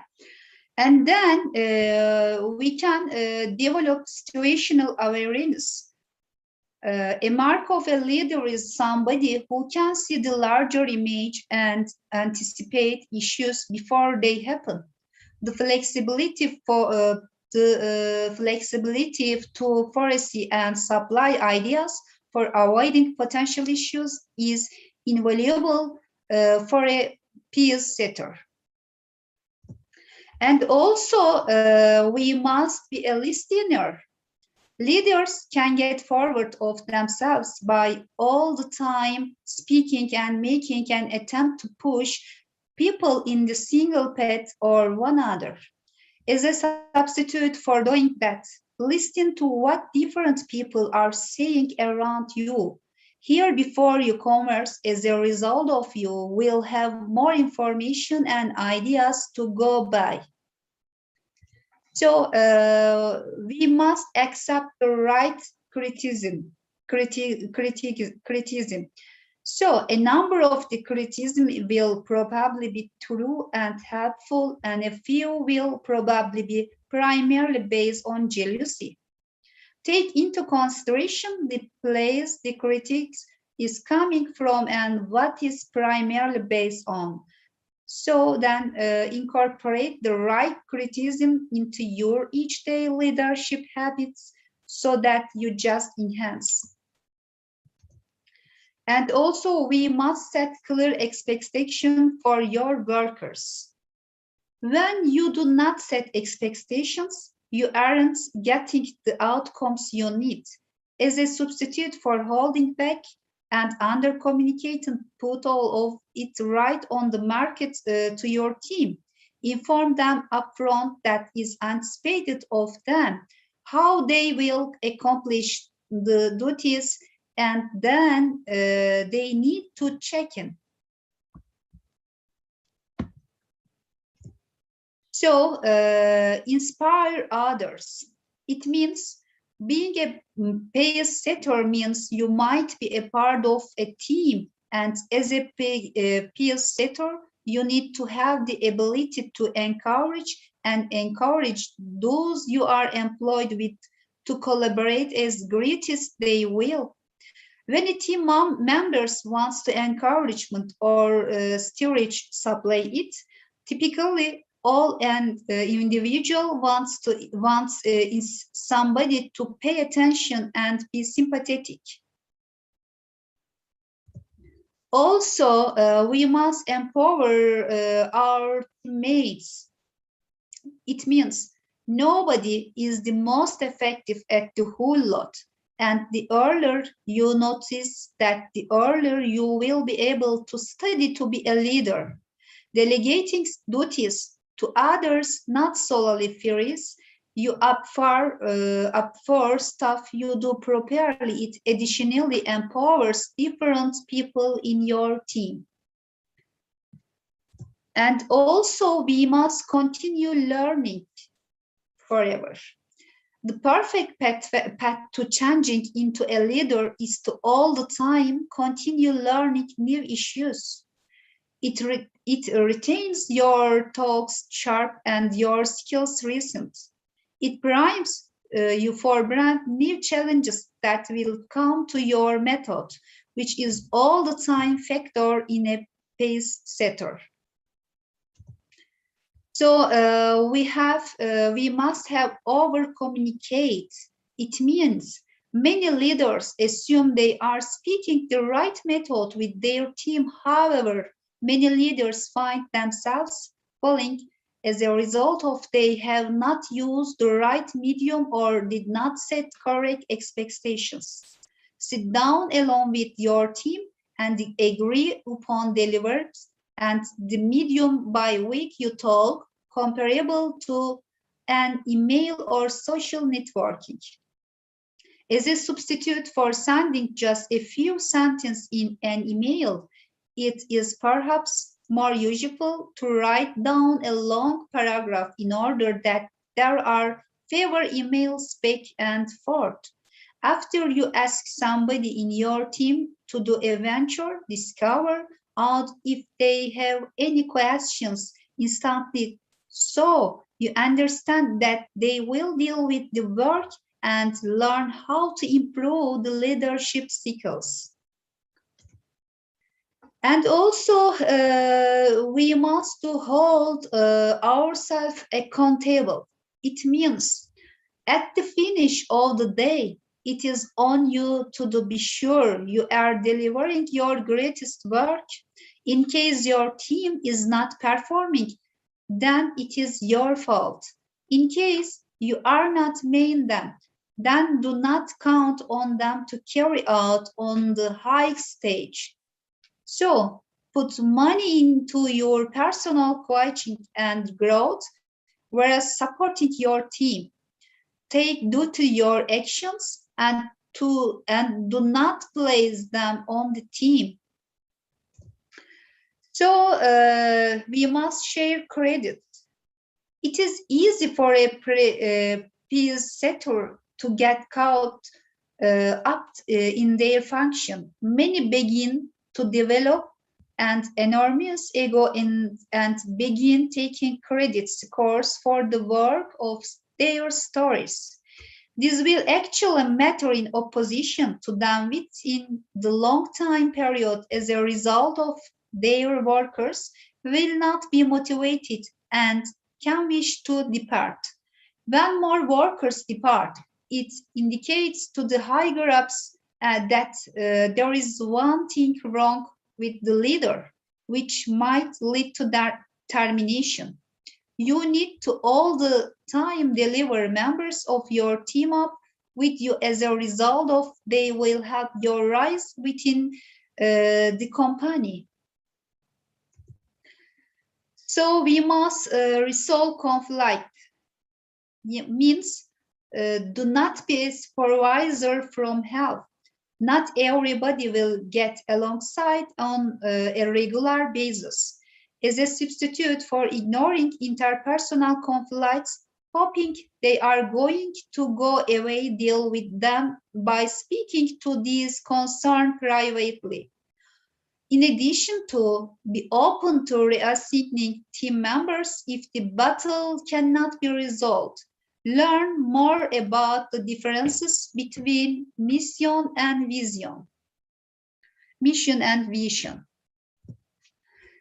Finally, we can say shortly about improve the leadership skills, point and point, engage in honest, open communication, connect with your team members, encourage personal and professional growth, keep a positive attitude, teach employees instead of giving orders, clear employee goals and expectations, give direct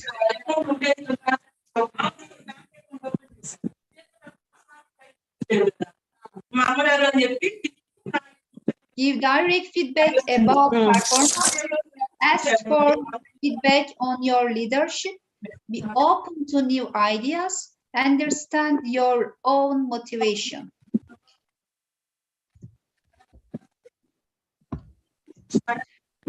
Finally, in conclusion, I would like to share about my leadership to improve leadership skills. How can do something in my team as a leader, as a team leader, as a head of the department? I would like to share with you the last slide. Firstly, to follow the current trends in our field, generating innovative and creative ideas, cooperation and collaboration with national and international scientific groups, having a wide cooperation network, building a great research team, to be well connected with all team members, motivation to work, join to scientific and social activities with all teams, to have good relation with team members, to discuss with team members about the issues, to share with team members the ideas, to follow the position and status of team members, to guide team members about their scientific future, to investigate and read more and more, to focus on the team and work. Always have a positive mindset and have positive thinking. Spend time to solve some problems. Listing all team members to open their minds about research and laboratory activities. Finally, I would like to many thank all distinguished participants. Thank you for listening me. Thank you, ma'am. It's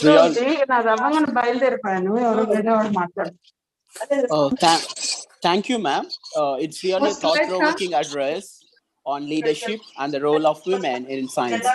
Your speech made us to understand the role of women and their contribution in the society. Thank you once again. I request the participants to turn on your video for group photo. I request the participants to turn on your video for the group photo, as well as I request the participant to mute yourself. Thank you.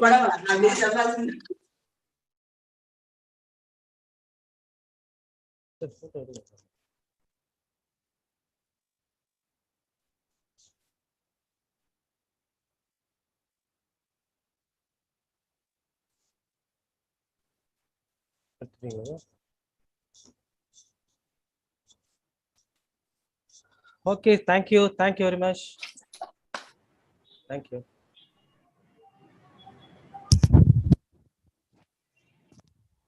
Dr. Sridevi? Yeah. May I now call upon Dr. K. Murugan to introduce our next speaker, Mr. Sridharan Sambath, CEO, Asper Training Consultancy, FCE, Figaro Creative Society, Figaro UAE, who is going to address on ethics in education leadership. It's over to you, Professor Murugan. Thank you, Dr. T. Sridevi. I'm very happy and privileged to introduce our guest speaker, Mr. Sridharan Sambath.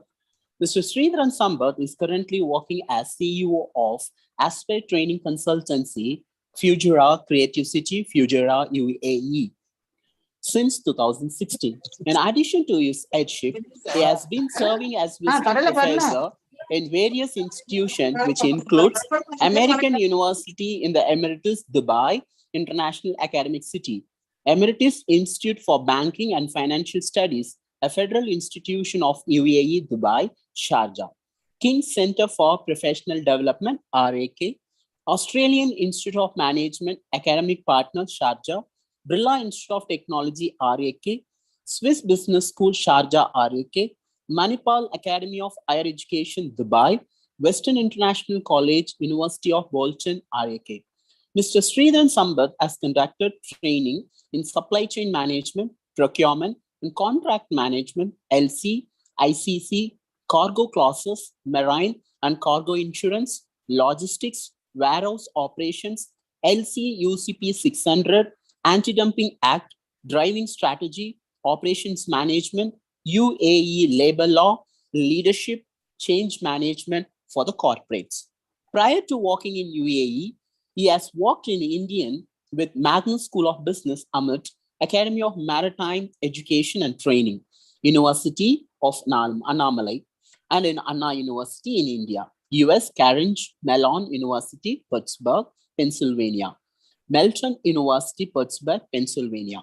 He had taught both undergraduate and postgraduate courses in supply chain management, logistics, international business, consumer behavior, marketing management, strategic human resource management. Mr. Sridharan Sambath has traveled to the Gulf countries of KSA, Kuwait, Qatar, Bahrain for conducting management training program. Yes, the familiarity in dealing with and integrating with students' participation and trainees of different nationalities, diverse culture background. Apart from industrial training, Mr. Sridharan Sambath is giving psychological counseling to students and people to be confident, overcoming fears, understand behavioral issues, and work as an effective team player. Mr. Sridharan has an extensive experience in designing and conducting customized training for the corporates. He has offered corporates training for various established institute and industry in India as well as across the universe. Name few: Siemens Building Construction Dubai, American Air Filters Dubai, Nigerian National Oil Company Dubai, Sharjah DG Dubai, Porcare Rain Hospital, Daman, and many other. So it's our pleasure and honor to have you with us at this evening. Over to you.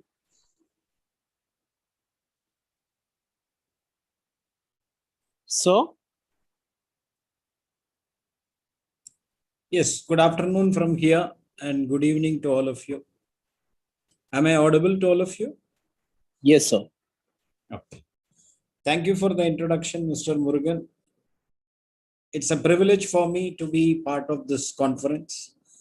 And first and foremost, my sincere thanks to all the organizers, and particularly Dr. NTV Asokan, who has been instrumental in keeping in touch and communicating clearly and on a timely basis.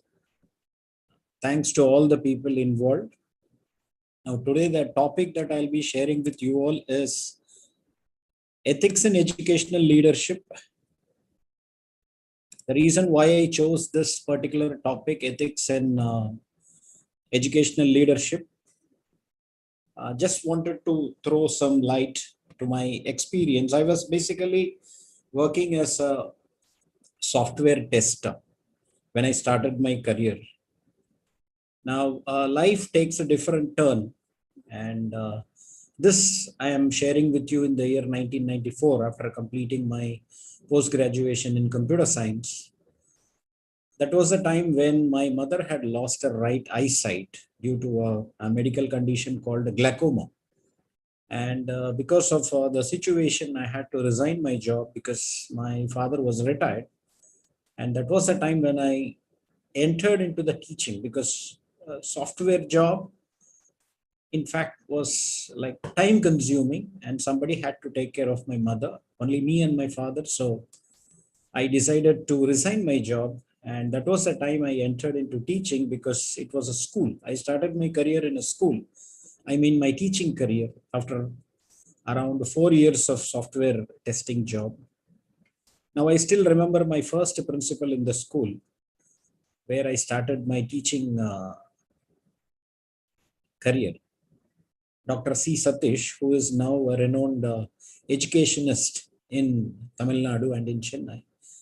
He told one particular line, which I will never forget. He said, Sridhar, I know that because I was an MCA, he said, I know that this is not a profession which you feel like, because due to situation you have joined here, because I wanted a lot of time.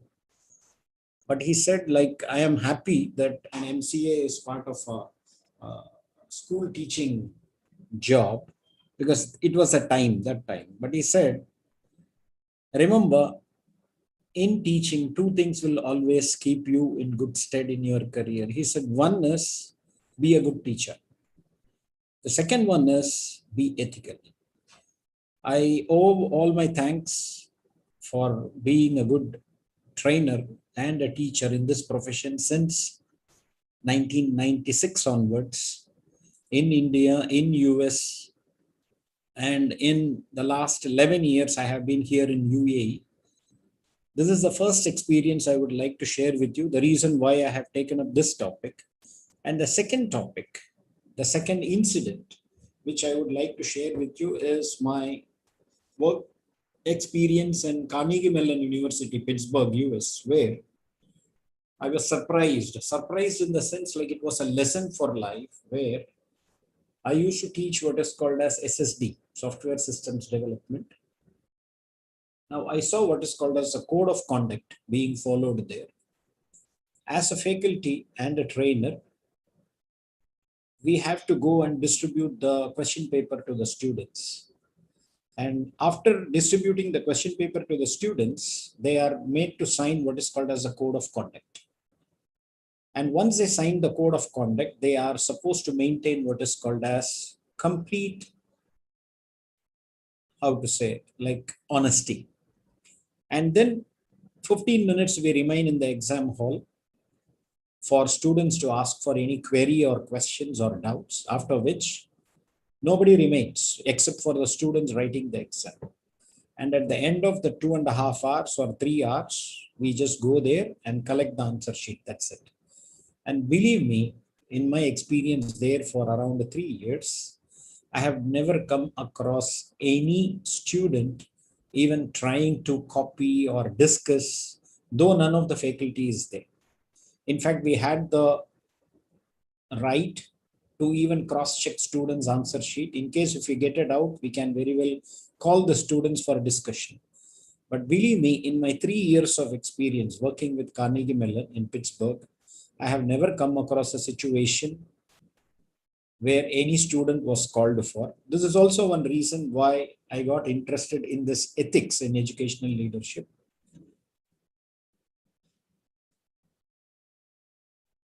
As you can see here, Mahatma Gandhi's words, if we want to reach real peace in the world, we should start educating children. Now, education is one particular field where whether the technology changes, whether the new technology comes, there is a disruption in technology, many things might change. The mode of education might change. The mode of education might change. But when it basically comes to ethics, it will never change. Because ethics are ethics. Again, a quote from Mahatma Gandhi, every home is a university and the parents are the teachers.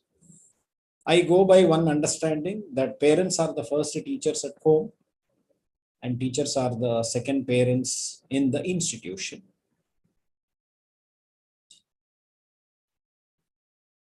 We are conducting a training institution. We are a training consultancy since 2016. It's our own. And I am currently functioning as the CEO of this institution. And this is our website, www.weaspireuae.com. We conduct training in management courses as well as soft skill courses.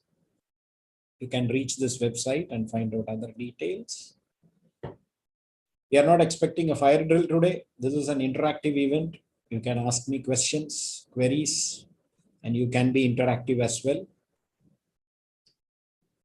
See, throughout history, we can divide the civilization into 4 stages. First one is the nomadic age, where we had the most happiest people in the world. People who used to travel from place to place. The only issue they had was the search for water. Whenever water sources dries up in one place, they had to move from one place to other place. So to overcome that problem, they went into the second stage of the evolution, which is the agricultural age. Destroyed one portion of the forest and started cultivation, manual farming. And when manual farming became very much tedious, came what is called as mechanization, the third stage, which also paved the way for industrialization. Now, industrial age, where lots of developments happened. And then we had what is called as the information age. And today we are in the knowledge age. But irrespective of whatever is the age, and in our recent understanding, agricultural age, industrial age, information age, or the current knowledge age, across different culture, education has 2 great goals. One is help the students become smart and help the students become good. They need character for both.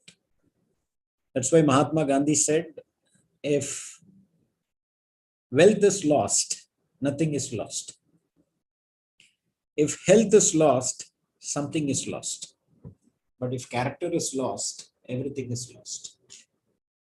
Because where we have what is called as the education, which can make the life for many people. That is why they say education is a mother for leadership. Now, why should educational leadership matter the most? And particularly the ethics in educational leadership. That's why I have given this quote by Robert Noyce.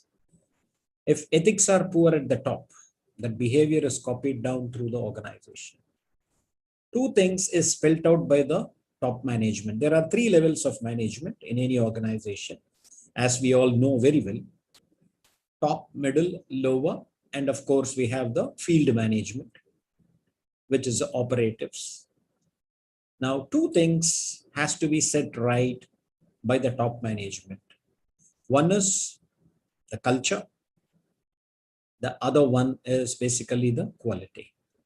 Now, if the culture of the organization set by the top management is ethicless or with poor ethics, we can very well understand it trickles down to the lower level. That is why ethics in educational leadership matters the most. Again, I read this particular line: if ethics are poor at the top, that behavior is copied down through the organization.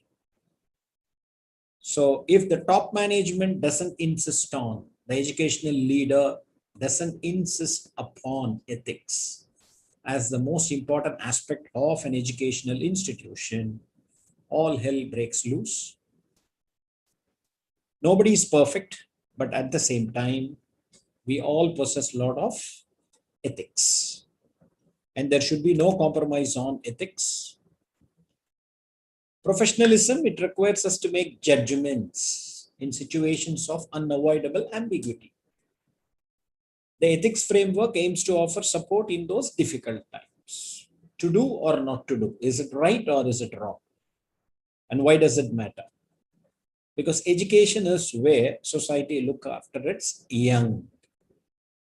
You can always observe in any country, if at all something has to be banned, they ban two things. One is books, the other one is movies. Why? Because books influence the mind. An educated mind, when we say an educated mind, the one which basically acquires a lot of knowledge. It's a young mind which basically acquires a lot of knowledge. Of course, there is no age bar for acquiring knowledge. So a society needs to look after its young until they take on the mantle of adult citizenship. We need to be confident that we are building the kind of society we all want to live in. There is always a saying that Yatha Raja Tatha Praja. In Sanskrit, they say Yatha Raja Tatha Praja. That means as is the king, so are the subjects. As is the top person in an education institution, so is the faculty, and so are the employees, and so are the students. You can always observe a teacher, a faculty who is strict and at the same time who is ethical is always remembered better than a faculty who is simply popular. We hope the language of ethics will help us to do that.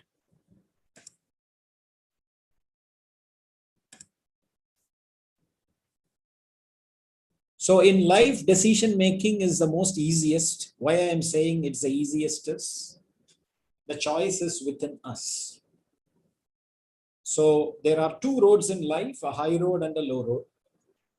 The high road is harder. In fact, you can even observe people in this 21st century generally say it's difficult to be honest. Why it is difficult to be honest? Because honesty is a discipline. Being ethical is also a discipline.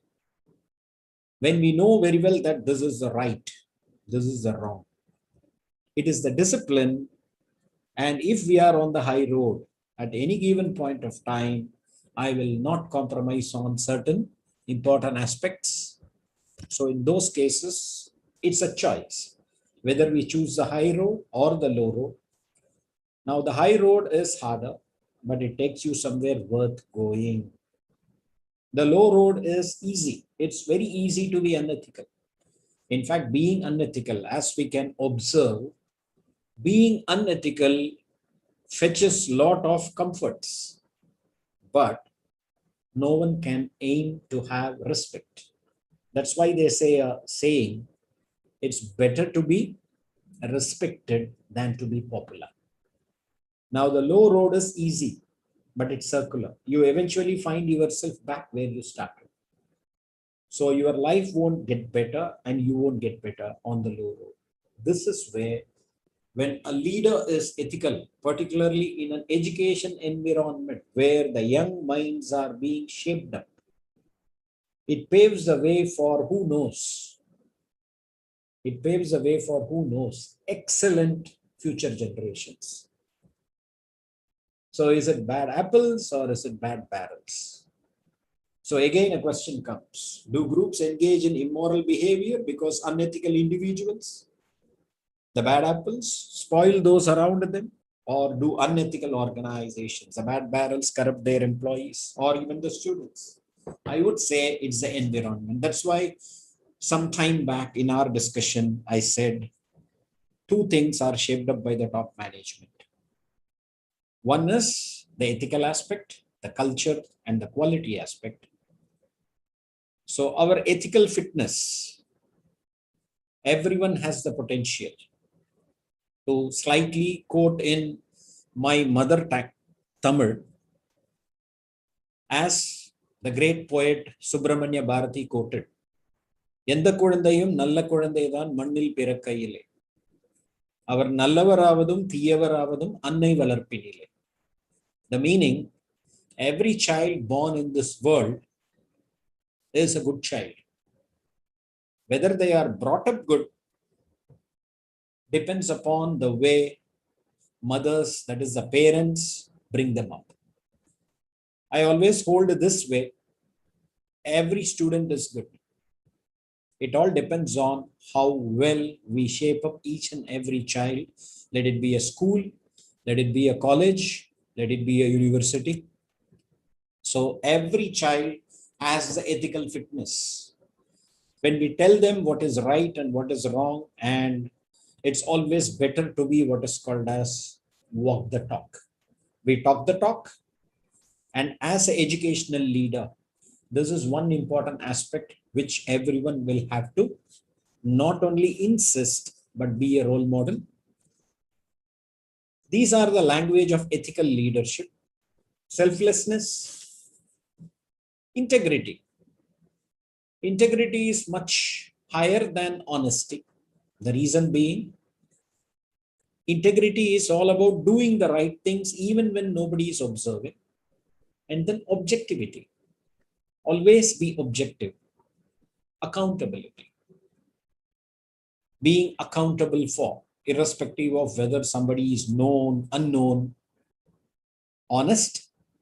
And look at the last one, the trust. Remove the T from the trust. The relationship, the brought up, becomes rust. Of course, you need empathy, which is our kindness. Justice, where we have to be impartial, fair to all. Openness, be open to discussion, be open to new ideas. Service, education is a service sector. And the courage to take the decisions and then look forward with extreme optimism. Now, what are the essential characteristics of the 21st century educational leader? You can see here. Leadership in education is about learning. The learning of others has to be at the heart of the decision making of any educational leader. The learning of others. That is why organizations in education will have to be learning organization.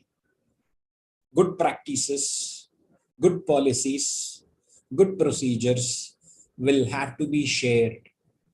And that is why this model I have suggested, the TRAF model, which is transparency.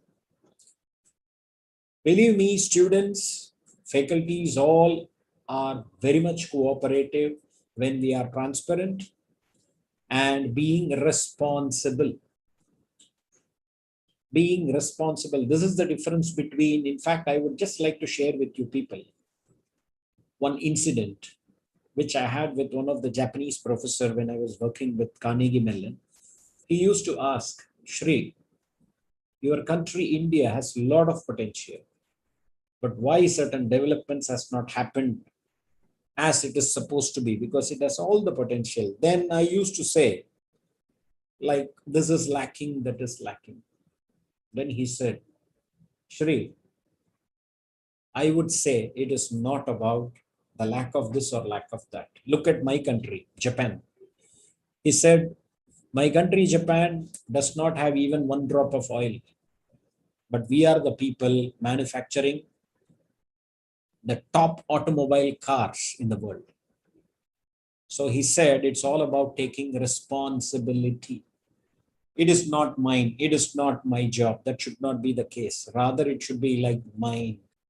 And I can never forget the mindset he used to say about Japan. He used to say, In our country, Japan, we always used to think if one can do it, anyone can do it. If none can do it, then you must do it. So he said, this is why our country is economically well developed. Because he said his grandparents passed away in Hiroshima, Nagasaki bombing. He said, you know, Shri, the temperature when this bomb was dropped in Hiroshima and Nagasaki was 3000 degrees Celsius. So he said, right from that time when our country was devastated to the level where we have come up, it is because we as Japanese, we always take individual responsibility. It is mine, it is my institution, it is my children, it is my students, it is my staff, it is my community. Now, this is the kind of responsibility which an educational leader need to follow in their ethics. Then the next one is accountability. Instead of fixing the charges, rather one needs to be accountable and then being fair. Theory of natural justice, which has to be followed. Everyone has to be here. Everyone needs to be given the opportunity. So these are the three important aspects which any educational leader is supposed to exhibit. Like I told you about, walk the talk. You can talk the talk, but one has to walk the talk. Actions with others, personal values, and leadership philosophy, code of conduct. Just connecting the dots, that's why I told you about the code of conduct which I had seen being practiced in Carnegie Mellon University.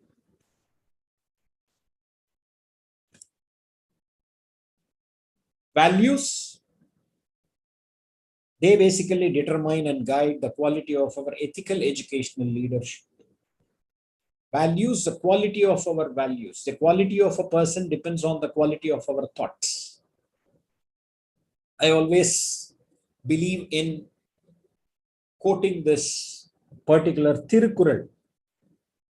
Vellattanayadu malar neetam mandartham ullattanayadu uyarvu. For people who are new to this language, Tamil, listening to this particular conversation and lecture, just giving you the meaning of this. Again, I'll repeat in Tamil. Vellattanayadu malar neetam mandartham ullattanayadu uyarvu. It means the lotus as a flower has no specific height. It keeps floating on the water depending on the height of the water.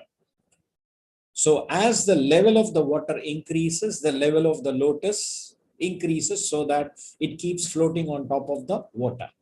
Similarly, the quality of our life depends on the quality of our thoughts. When children in an education institution are being brought up in an ethical way where we say, this is the way to do, this is not the way to do, the do's and don'ts. Believe me, the future is going to be always rosy. I always believe in what is called as the process in doing the homework. Like in English, there is a proverb, when you sweat more in training, you bleed less in war. That means the drilling, the kind of time that we spend, the kind of values that we inculcate as an educational leader in an institution goes a long way in making the children never to think about even attempting any unethical method. So the quality of an educational institution depends upon the quality of the values that is being inculcated there on a day-to-day basis, apart from what is called as the curriculum. Quality of our values we embrace, and the intensity of our commitment. One can promise, but promises can always be broken. But it is the commitment. Commitment means come what may, I will stick to it. Now that determines the quality of ethical leadership that we provide. And true leaders, they basically don't create followers, rather they create more leaders. That's why they say leadership is not a position, but a disposition. Leadership is not a position, but it's a disposition. That means you are always at the disposal of the people. I would just like to quote the most important aspect of a leadership called level 5 leadership. And this gentleman, Darwin E. Smith, happens to be in the top of this level 5 leadership. What is the meaning of a level 5 leadership? In fact, in the next slide, I have given a slide. This gentleman, he is basically a lawyer, but in the next slide, I have given the complete information. But before going into that, let us just see what is the meaning of a level 5 leader. An individual who blends extreme personal humility with intense professional will. Now, this is what is expected of an educational leader exhibiting what is called as commitment towards ethics. Level 5 leadership is not just only about humility and modesty, it is equally about ferocious resolve. That means always aimed at institutional building, welfare of the institution, welfare of the children, and almost stoic determination to do whatever needs to be done to make the organization or the institution great. One such character which comes always to my mind is Abraham Lincoln. Now, Darwin Smith, as you can see, I have given a short profile about him. In the year 1971, he was basically a lawyer. He became the chief executive of Kimberly Clark, a stodgy old paper company. They used to manufacture tissue paper. Now, people were afraid that he lacked some of the qualifications for the position. They even thought that he's a misfit. In the 20 years Smith was CEO, he turned Kimberly Clark to a stunning transformation. Very few people knew anything about Darwin Smith. Now, when asked about his leadership style, he would only reply eccentric. His leadership style is simple: have the right people on the bus, wrong people off the bus. That's why they always say, when the management is right, wrong people are outside the organization. But the reverse, when the management is wrong, the right people are outside the organization. Now, people thought he was shy, and look into the next point. This is what an ethical educational leader is supposed to exhibit. Smith was diagnosed with nose and throat cancer an year after becoming CEO. And the interesting aspect is the doctors told that he has only 1 more year to live. But believe me, he came back to the boardroom and informed the board of his cancer. But look at the next point. He said, I have no plans to die. And even after being diagnosed with cancer, he was so ferocious in his resolve. In spite of his work commitment, he had to go for his chemotherapy treatment. He fought cancer and lived for 20 years. The doctors had diagnosed that he will live only for 1 year. But in reality, what happened? He lived for 20 years after being diagnosed with cancer and declared he has only 1 more year to live on. Smith made very risky business moves, but eventually came out on top. Now, why I gave a parallel for this particular topic with ethical educational leadership is that fiery resolve. Thanks for the humble submission from me and your patient listening. If you have any questions, please.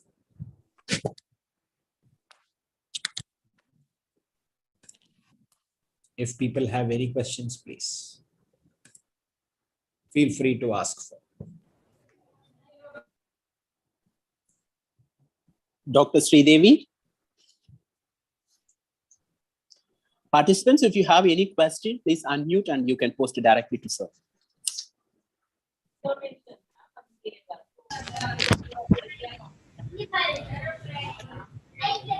Dr. Sridevi, you can proceed. Okay, sir. Thank you, Mr. Sridharan Sambath. Thank you for your your speech was amazing and enabled all of. Excuse me, madam. Let us give some time for the participants for any questions. Yes, sir. Okay, sir. Okay, sir. Any questions, let them answer for that. Questions. Audience, please. Hello. Yes, yes. Am I audible, ma'am? Yes, sir. Audible, sir. Please go ahead, sir. Sridharan, sir, I just want to ask you and get the answer very nicely. You have given your sections has been covered very nicely. I just have one question to ask. What do we mean by ethical governance? Ethical governance. Sir, ethics is basically a very huge topic. And as you know very well, ethics is all about the guiding principles that which takes care of all the stakeholders in doing only the right thing in a business conduct.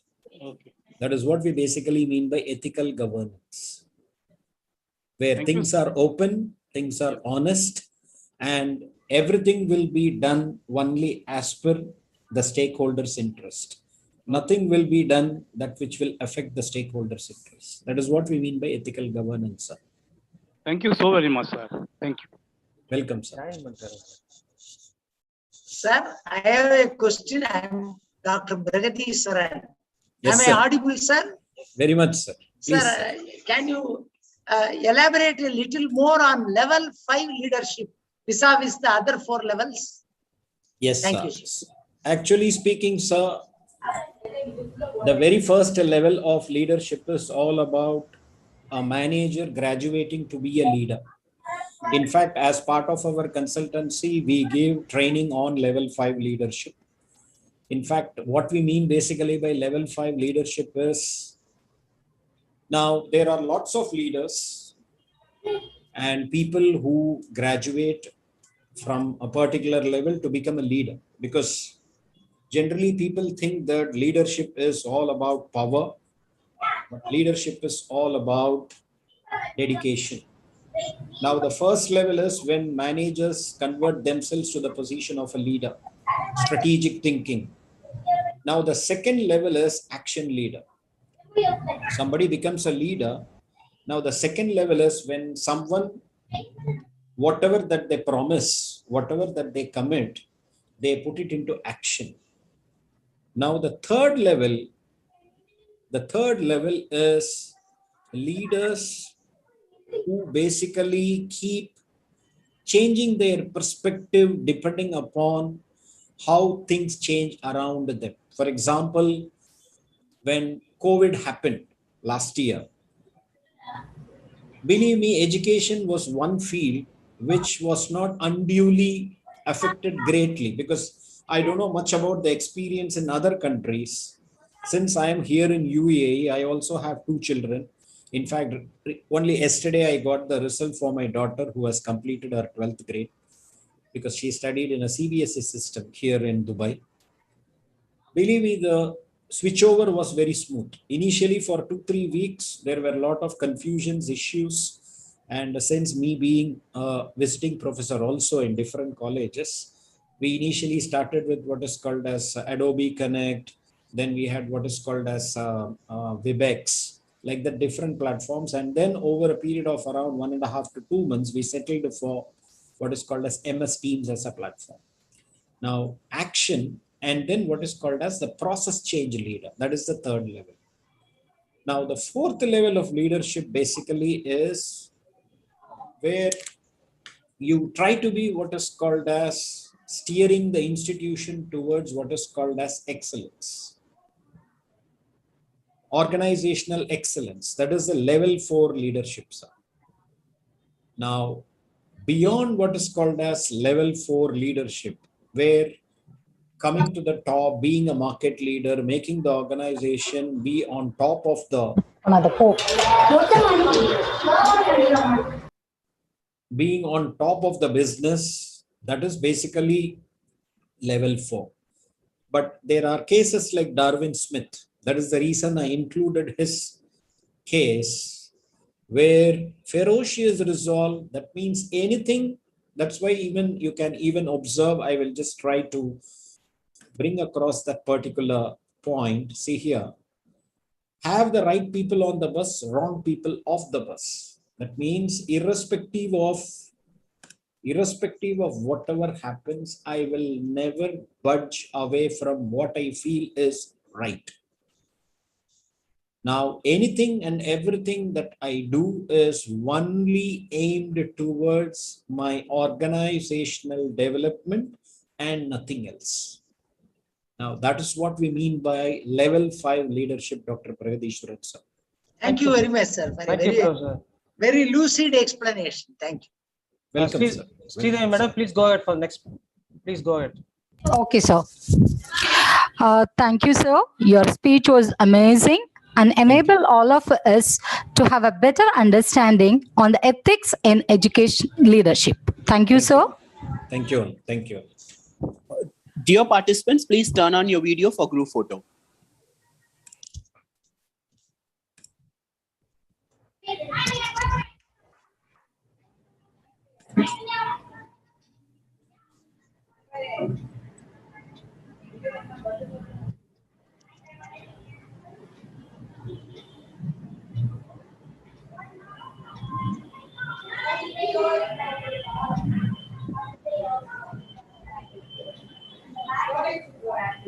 Thank you. Thank you. Thanks once again for all the organizers for giving this wonderful opportunity. Thank you in particular with Ashokan sir, because I have been in touch with the organizing committee only with Dr. Ashokan sir. Thank you once again, sir. Thanks a lot, sir. Thank you. Thank you, sir. Thank you, sir. Thanks a lot, everyone. May I now call upon again Professor K. Murugan to introduce our chief guest, Dr. N. Panchanadam, Vice Chancellor, Tamil Nadu Teachers Education University, Chennai. It's over to you, Professor Murugan. Thank you, Dr. T. Sridevi. I am highly privileged and happy to introduce our chief guest, Dr. N. Panchanadam, Vice Chancellor, Tamil Nadu Teachers Education University, Chennai, whose visiting card is like a book in itself, overflowing with many of his academics qualification, name few: PhD HRM, LEAP LEAP IIT Kharagpur and Cambridge University, UK, MIKI USA, SME R&D Israel, LMI Hungary, MAFS Netherlands, MCOM, MSc Zoology, MEd, MA Physiology, MSc Yoga. Dr. N. Panchanadam has got 31 plus years of experience, out of which 17 plus years of experience in various reputed universities as an administrator like Annamalai. And he has served as the UGC SAP coordinator in the year 2013 and 2018. He has published and positioned as an editor and reviewer in 20 reputed journals. Dr. N. Panchanadam has received 41 national and international awards, Lifetime Achievement Awards, and Best Teacher and Best Researcher Awards as well. Dr. N. Panchanadam has organized 12 international events, 400 national programs, and 1,000 plus extension programs. He has delivered 474 invited lectures, various events.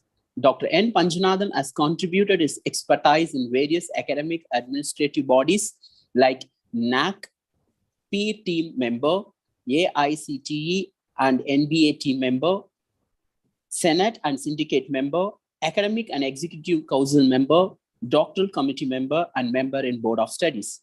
Dr. N. Panchanadam visited many countries, around 36, name few: USA, Russia, Sweden, France, China, Singapore, Hong Kong, Thailand, Malaysia, Nepal, Israel, Mauritius, etc. Apart from academic service, Dr. N. Panchanadam has served to the society as the president, Rotary Club of Chidambaram, and assistant governor, Rotary International. So, It's indeed pleasure to have you with us at this evening. Over to you, sir.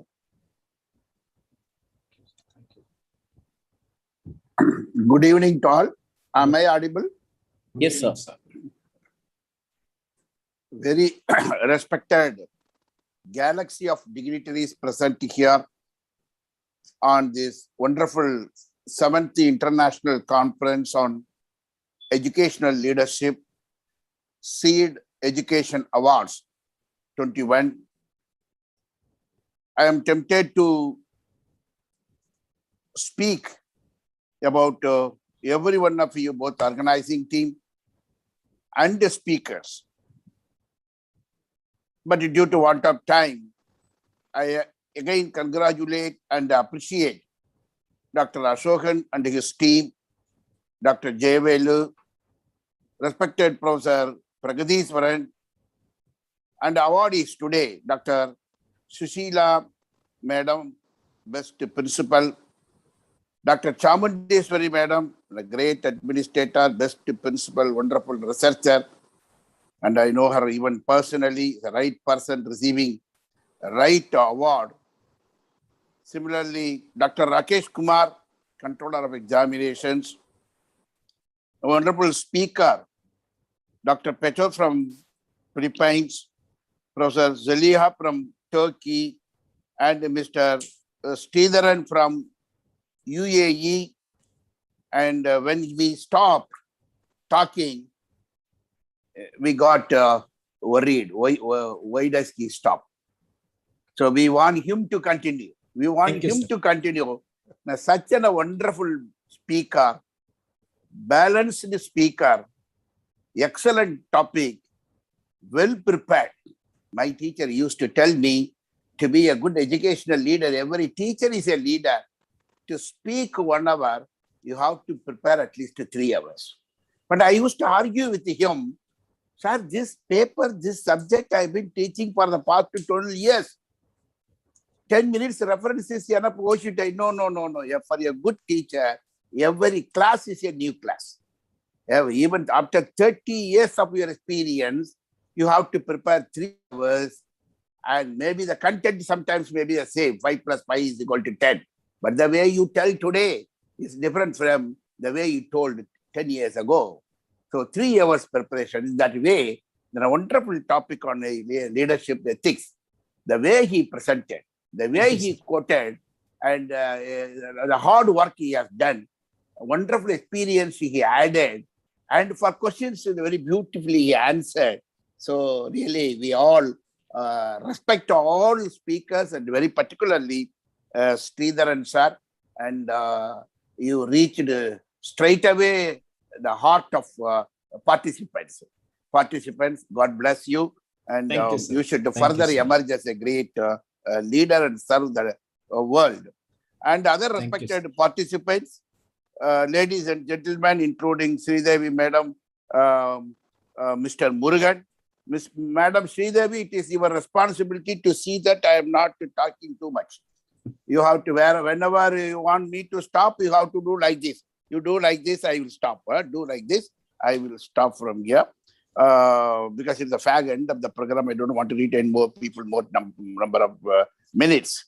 So this wonderful, really respected participants from all over the world, they are all really deserve our appreciation and congratulations along with the organizers and speakers. The reason is stop learning, stop teaching, stop learning, stop doing research, stop learning, stop aiming to become a leader. So in that way, as rightly very respected Sridharan sir told, our wonderful participants, they continue to learn. They continue to learn from great speakers and others. So on behalf of organizing committee, I appreciate wonderful participants. Similarly, on behalf of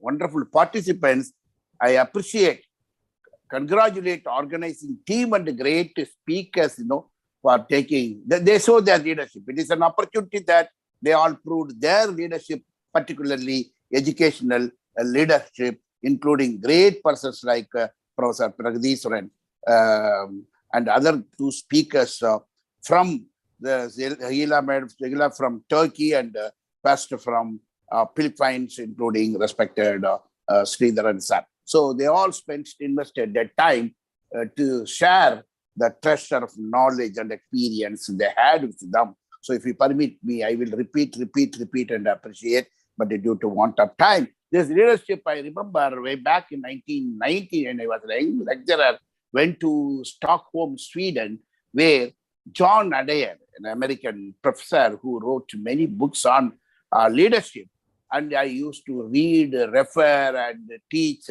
in my organizational behavior class for my MBA students in Annamalai University. But I could see him as a chairperson of the session, and I was presenting my paper 99, and I asked him. He was talking to too many good ideas. But I remember, I'm sorry to say that when I studied in a young Tamil medium school in a simple school, in a village school, whatever teachers, they give very good points. Ultimately, we used to ask 50 years ago, today I'm 60 years old. 50 years ago, we used to ask important questions. நிறைய பாடம் நடத்துங்க teacher, ஆனா முக்கிய கேள்வி ஒண்ணு கொடுங்க, அதுதான் நாளைக்கு பரீட்சைக்கு வரணும். We teach anything, but you give important question. Like, right, I will read only that. So that is a good habit or bad habit that habit we had. I asked Professor John Adair, how many qualities one should imbibe to become a leader in a chosen field? It may be educational leadership, or it may be industrial leadership, or it may be public leader like politicians or other people. He asked 1,005. He told 1,573. I remember 1,005. So many vocabularies I do not know. Which is available is, was, go, come, sit. I am managing my English. He says 1,573 qualities are there for a person to imbibe and emerge as a great leader. Then I asked, as usual, Tamil medium school, I learned my teacher, important question. 1,573, never possible for me. So, important, sir, please. Then you see that he did not mistake me, but he asked me one question. Are you from Sri Lanka, Pakistan, Bangladesh? Sir, from India, sir. Oh, North India, South India? South India. Do you know Tirukural?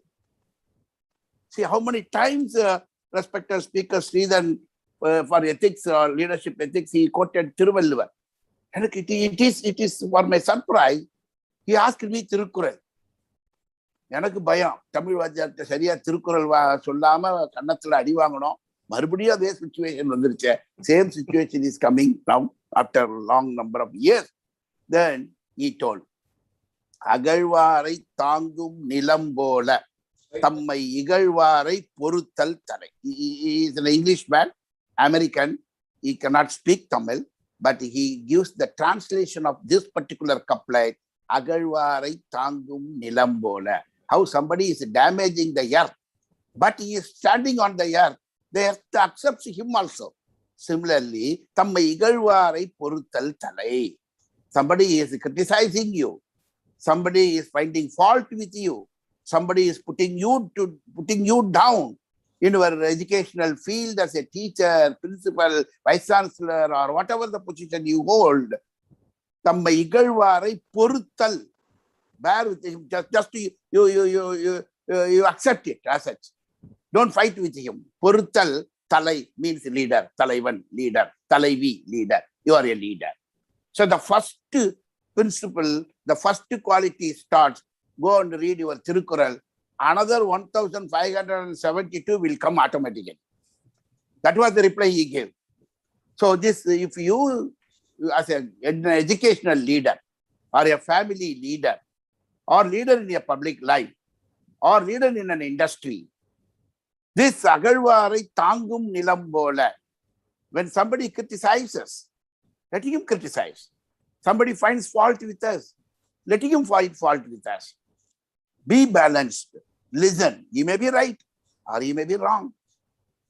So that attitude that attribute, that quality, that is one of the qualities of 1573. But at the end, nobody should ask me a question, what are those 1573? Even today, I do not know that. But he told the answer that you start this, all other 1572 qualities automatically will come to you. So in the field of education, we have a lot of emotional stakeholders. Every teacher is a leader. In his class, he is the king. And also he is the kingmaker. We have a lot of stakeholders. We have our officers. We have our non-teaching friends. We have our parents. We have our alumni. We have our government. We have our public. We have our students. We have our brothers and sisters of students. We have parents. For everybody, teacher is answerable. Answerable. And no one can compare teacher and mother. Mother is always the best in the world for a person of any country. Mother is always a superior person. In Tamil, we have Mata, Pita, Guru, Deivam. So mother is the topmost. Even after mother says that he is our father, then we come to know who is our father. Then together, they take us to Guru, teacher. Then all the three together show the path to see the God. Whatever religion we follow, our God. But in one aspect, I want to emphasize the educational leadership, how teacher, a principal, or a controller, or a vice chancellor, a registrar, a deputy registrar, everybody, all people are leaders. How much balance you must have. In this particular aspect, if you see, teachers are superior than even mothers. We are not supposed to tell, but my teacher used to tell in one aspect where even such a good mother also wants her son or daughter to be well-read, go to a good profession, and highly intelligent person. But a teacher is the only person who wants all students studied under his leadership should be great intelligent people, wonderful people, should occupy great position and become great leaders. So more than a mother, a teacher is there to see all his students are well-read. That is the reason we just to type in Google, you can see Honorable President of India in one of the meetings, when he is addressing, gathering, he could see his own 92 years old teacher sitting in a corner of the meeting. He comes down and touches his feet and gets his blessings. The person is president of the country, but he is again school teacher, retired school teacher. So see the leadership. This is the leadership. This is the leadership of a teacher. How after becoming a president of your country, he recognizes his leader who made him to become and occupy this great position. Such qualities have been spoken by all great speakers. That is the reason I don't want to take much of your time. However, as you rightly told in Tamil also, in the same Mannan Yavadiyo, Makkal Avadi. Mannan means leader. Makkal means people. So in your class, if you are a good teacher, leader, students will be good. If you are a good vice chancellor, people will be very good. If you are a good registrar, controller, principal, others will be good. Mannan Yavadiyo, Makkal Avadi. That is the reason. And as rightly again, I am quoting from respected Cyril's speech that leader is not having, as rightly Mahatma Gandhiji also told, which was reflected by respected speaker Sridharan, that it is not thousands of followers we must have, but we must make thousands of leaders, kingmakers. We must be kingmakers. And the teacher's happiness, educational leaders' happiness is my student is occupying a great position. In the business, it cannot be there. In the business, always that a competitive spirit is there. You are superior, I am superior. You have more money, I have more money. You have more industry, I have more industry. But in teaching, it is not like that. You occupy greater positions. I am contented. I am very much happy. I will be like this. I will be like this. And I will do like this, you go. Then I will do like this, you go. So that means all people, all my students, stakeholders should make progress. Seeing that progress is my happiness. Kingmakers, leader makers. leader makers. So such is the educational leadership. Tolerance, again tolerance. Nowadays we could see in TV, a lot of people, emotional imbalance, tolerance. I remember this Tengachi Swaminathan, a great person, is no more now. He used to tell, and then a carpenter was doing like this some work. By mistake, the hammer touches this place. Small, minor injury, nothing to worry about. Generally, they do like this. They put in their mouth and go. But somebody said, no, go to doctor. Something will happen. Go to doctor. So he went to doctor. Then the nurse came. What do you want? A small injury. That fellow pushed me here. Put some medicine. I will go. No. Here everything rule. Token number 41. Go and sit. Token number 41. Yes. Remove a shirt and banian. Nurse, you see here, small injury, nothing to worry. I used to put like this in my mouth and go. But why do you want me to remove my shirt and banian? No, I have injection. I will put injection. Sit. So he removed. Then he could see 40 people are sitting like that. He is 41.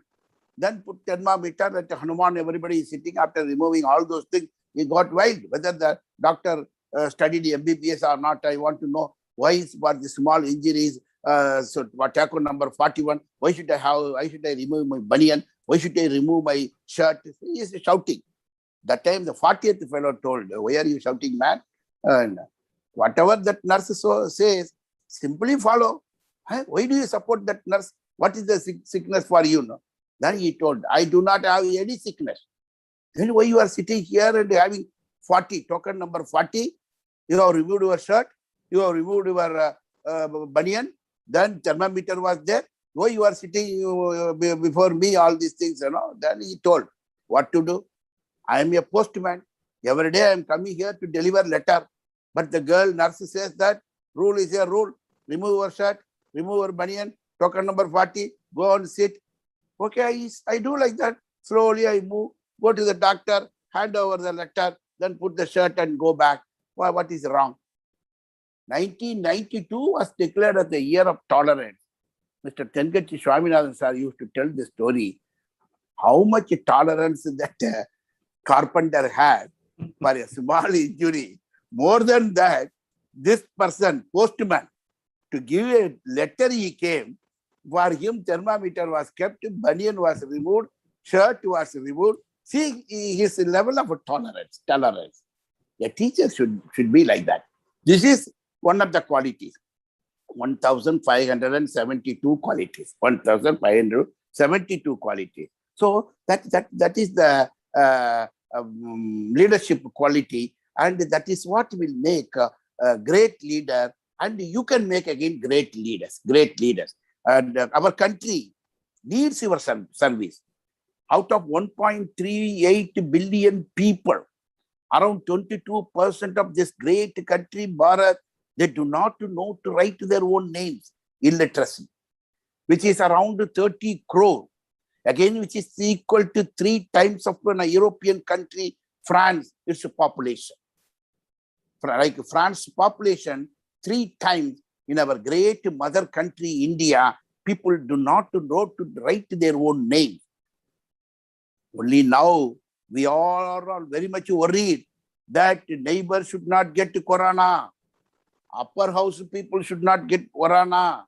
Servant maids should not get corona. Vegetable sellers should not get corona. We are praying with God, because if they get, we also will get.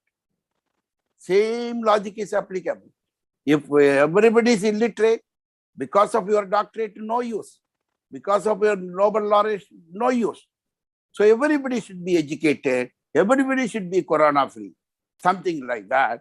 So how much responsibility educational leaders, in the name of teaching leaders or non-teaching leaders, whatever the position, you are a deputy registrar or assistant registrar or a principal or a vice chancellor or a registrar or controller or a teacher, whoever may be that, what is the big responsibility we have that around 30 crore people do not know to write their own names in this country?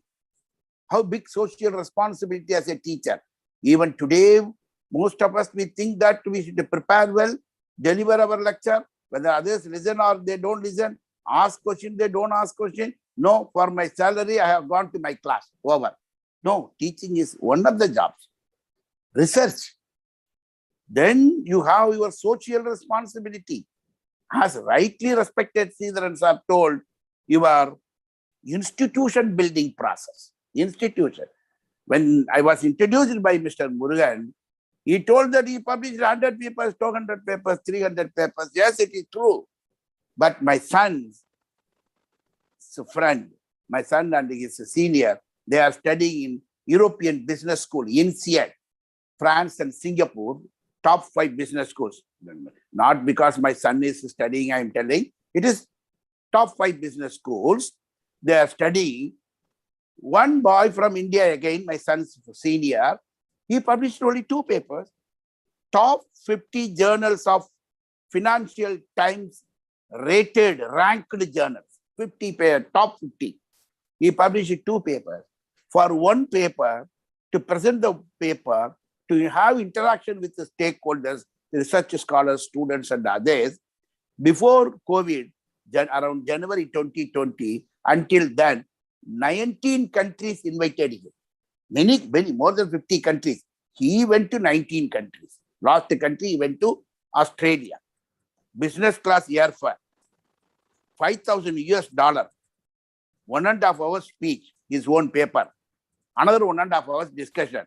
And scholars taking him around the country. But I have 100 papers. Nobody is inviting. Nobody is inviting. Quality matters. Quality matters. So our country represents 17% of world population. But our research output to India from India is less than 4%. But our country population is 17% of world population. Educational leaders, vice chancellors, teachers, researchers, all of us, we have great responsibility to do not only best, to give best teaching, but also do wonderful research. Wonderful research. I went to Cambridge as a student, as Murugan was rightly introducing me, this degree, that degree, and I went for a short course back to Government of India in the name of LEAP program. They sent to me and some of the directors of professors of IIT and all, we went. And we used to ask our teachers, Vice Chancellor of University of Cambridge a couple of years ago, please tell us something about your university. If you ask me to speak about my university another 1.5 hours, I will speak. But they said, hi, Panch, you are from India? Yes, I will tell. My university has produced 108 Nobel laureates. 108 Nobel laureates. That's all. Photos are there. I also took some pictures along with them when I came. That's all. So quality matters. Quality matters. So in that way, it's about educational leadership. I am tempted to speak more. I am tempted to share some of my experiences more and more, but due to want of time, and enough you have been given input for the past 2 to 3 days, and we are all excellent people. Our people in our country and other countries, human beings are excellent people, and we have got a lot of responsibilities, and every second a person is dying in the world for want of food.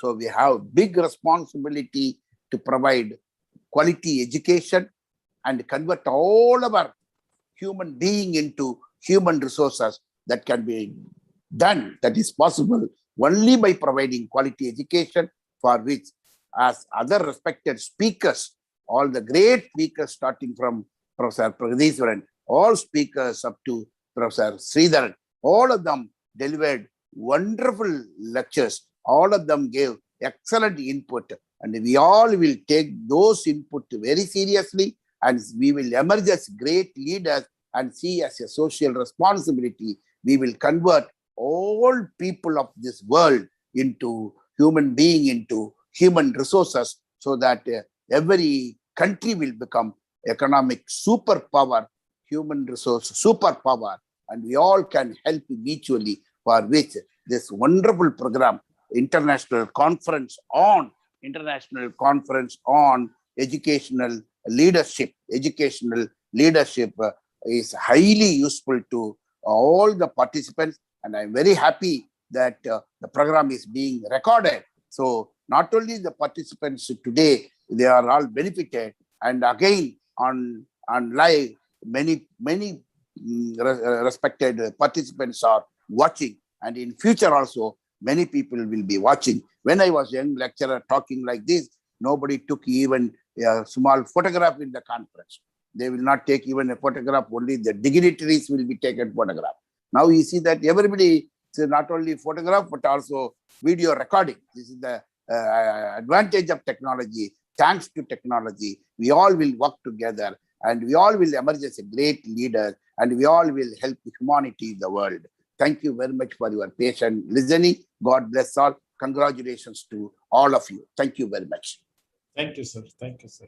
And with your permission, organizer, sir, sir, I hope you remember me, sir. I am Sridharan Sampath. I have met you in Chennai when you had come from Annamalai University for Bharatidasan University. Yes, sir. Yes, sir. Thank you. Thank you. Again, thanks to Mr. Ashokan for connecting us. Yes, sir. World is small. World is small. Dr. Ashokan, I want to say one word of appreciation about the Vice Chancellor's the wonderful speech. Thank sir, you have given us a metrics, a criteria for evaluating a leader, sir. Thank you, sir. The metrics I have taken away from you is a great leader is evaluated not by the number of followers, but the number of leaders he creates. Great. This is the metrics you have given us. Wonderful metrics for evaluating a leader. Thank you very much. Thank you, sir. Thank Thanks for the blessings. Thank you, VC sir. I still remembering a cup of tea had with you in your house at Annamalai University campus residence. Thanks for the tea also. Now, after 10 years, I'm telling again, thanks for the tea. Thank you, sir. Please do visit our home. Sure. After you visited, I never get quality tea at my home. When you visit, I will. Okay. And I request you to visit so that I also will be benefited. Thank you, sir. Thank you. Thank you. Thank you, sir. Oh, thank you, sir. It was a wonderful and marvelous speech. I do say thank you once again. May I now request all the participants to turn on videos for group photo.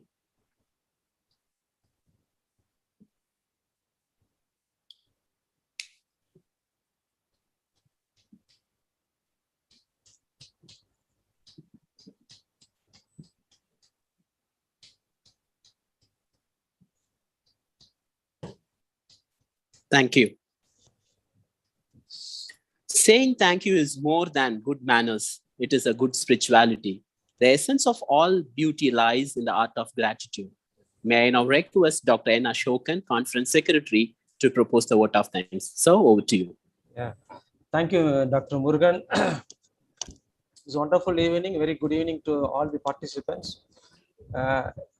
Delivering the vote of thanks is very, very difficult for me. Whereas organizing this 3 days conference is very easy for me. That is the way I found that. Okay. So I don't know where to start to say thanks for these people. Successfully completing this 3 days international conference on education leadership, starting from choosing the topic. I'm very personally passionate about this topic, this education leadership. So I'm personally passionate. That's why we choose this topic. So I would like to start from this seed organization, the secretary, Mr. Rajkumar, who has given excellent opportunity and complete freedom to organize this by choosing the dates, choosing the speakers all over the world, and choosing this welcome address people. Deciding each and everything. Yes, it's not only the freedom, but they have a good team of people who helped us to organize the 3 days conference with the smoothly conducting. And particularly, we want to say thanks to the Zoom also, because without Zoom, we can't do this. Again, wonderful international connection with everybody that. So, and I am very, very much grateful and honored today's evening.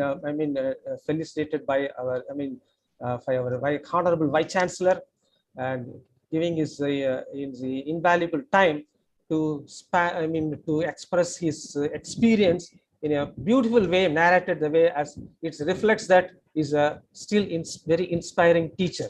there is no doubt about that. That's, of course, we know that every time he is an inspiring teacher, but every time it's very, if you are a teacher, but it's very difficult to deliver the lecture every time. Very highly inspiring is very difficult for that. Only very matured, seasoned, and very few people only can able to give that kind of lecture. I'm very grateful to our Honorable Vice Chancellor, sir, for your invaluable time to spend with and spare your time with all the participants.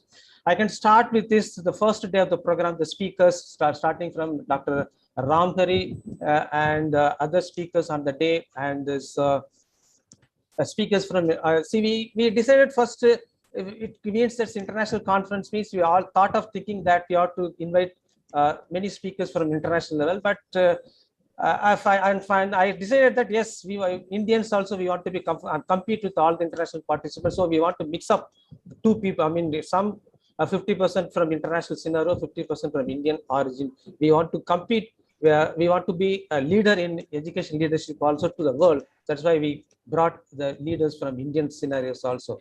So I thank. So as I told, that it's very difficult for me. So don't mistake me that I'm mentioning everybody's name. All that. I again repeatedly telling that it's very difficult for me to give thanks for everybody. If you give me another opportunity to create even 5 days international conference, 1 week conference, definitely I can able to very comfortably I can able to organize. But of course, as a conference secretary, is my responsibilities to deliver the vote of thanks. So a very, very big thank to all the speakers, every participant from all over the world, and more than 1,600 participants registered.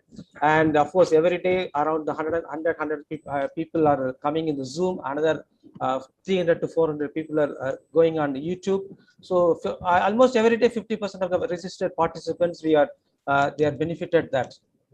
So with this, just I want to close because the time is already go. So we are planning that every day session at 3 hours. Now we want to close around scheduled time around it's around 7:30.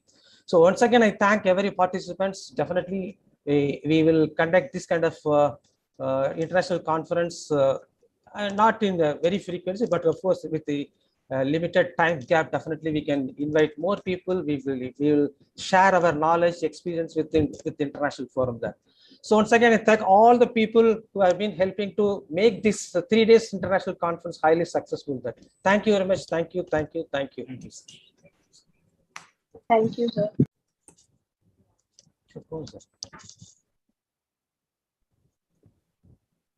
So with this, we can come to the formal closure of this today's 3-day conference and today's conference also. Okay. So we'll close for this. Formally, we'll close that. Thank you. Thanks a lot. Thank you. Thank you. Thank you.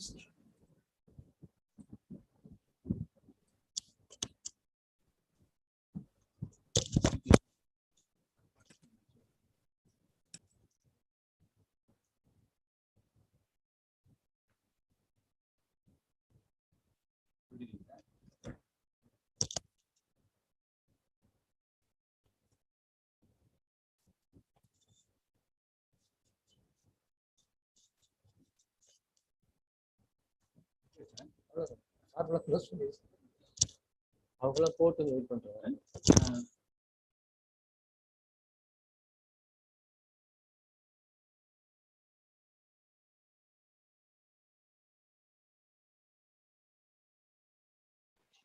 Hi, sir.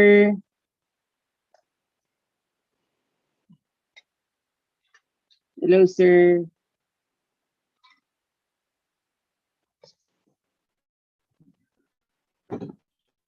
Hello, sir, if I can ask.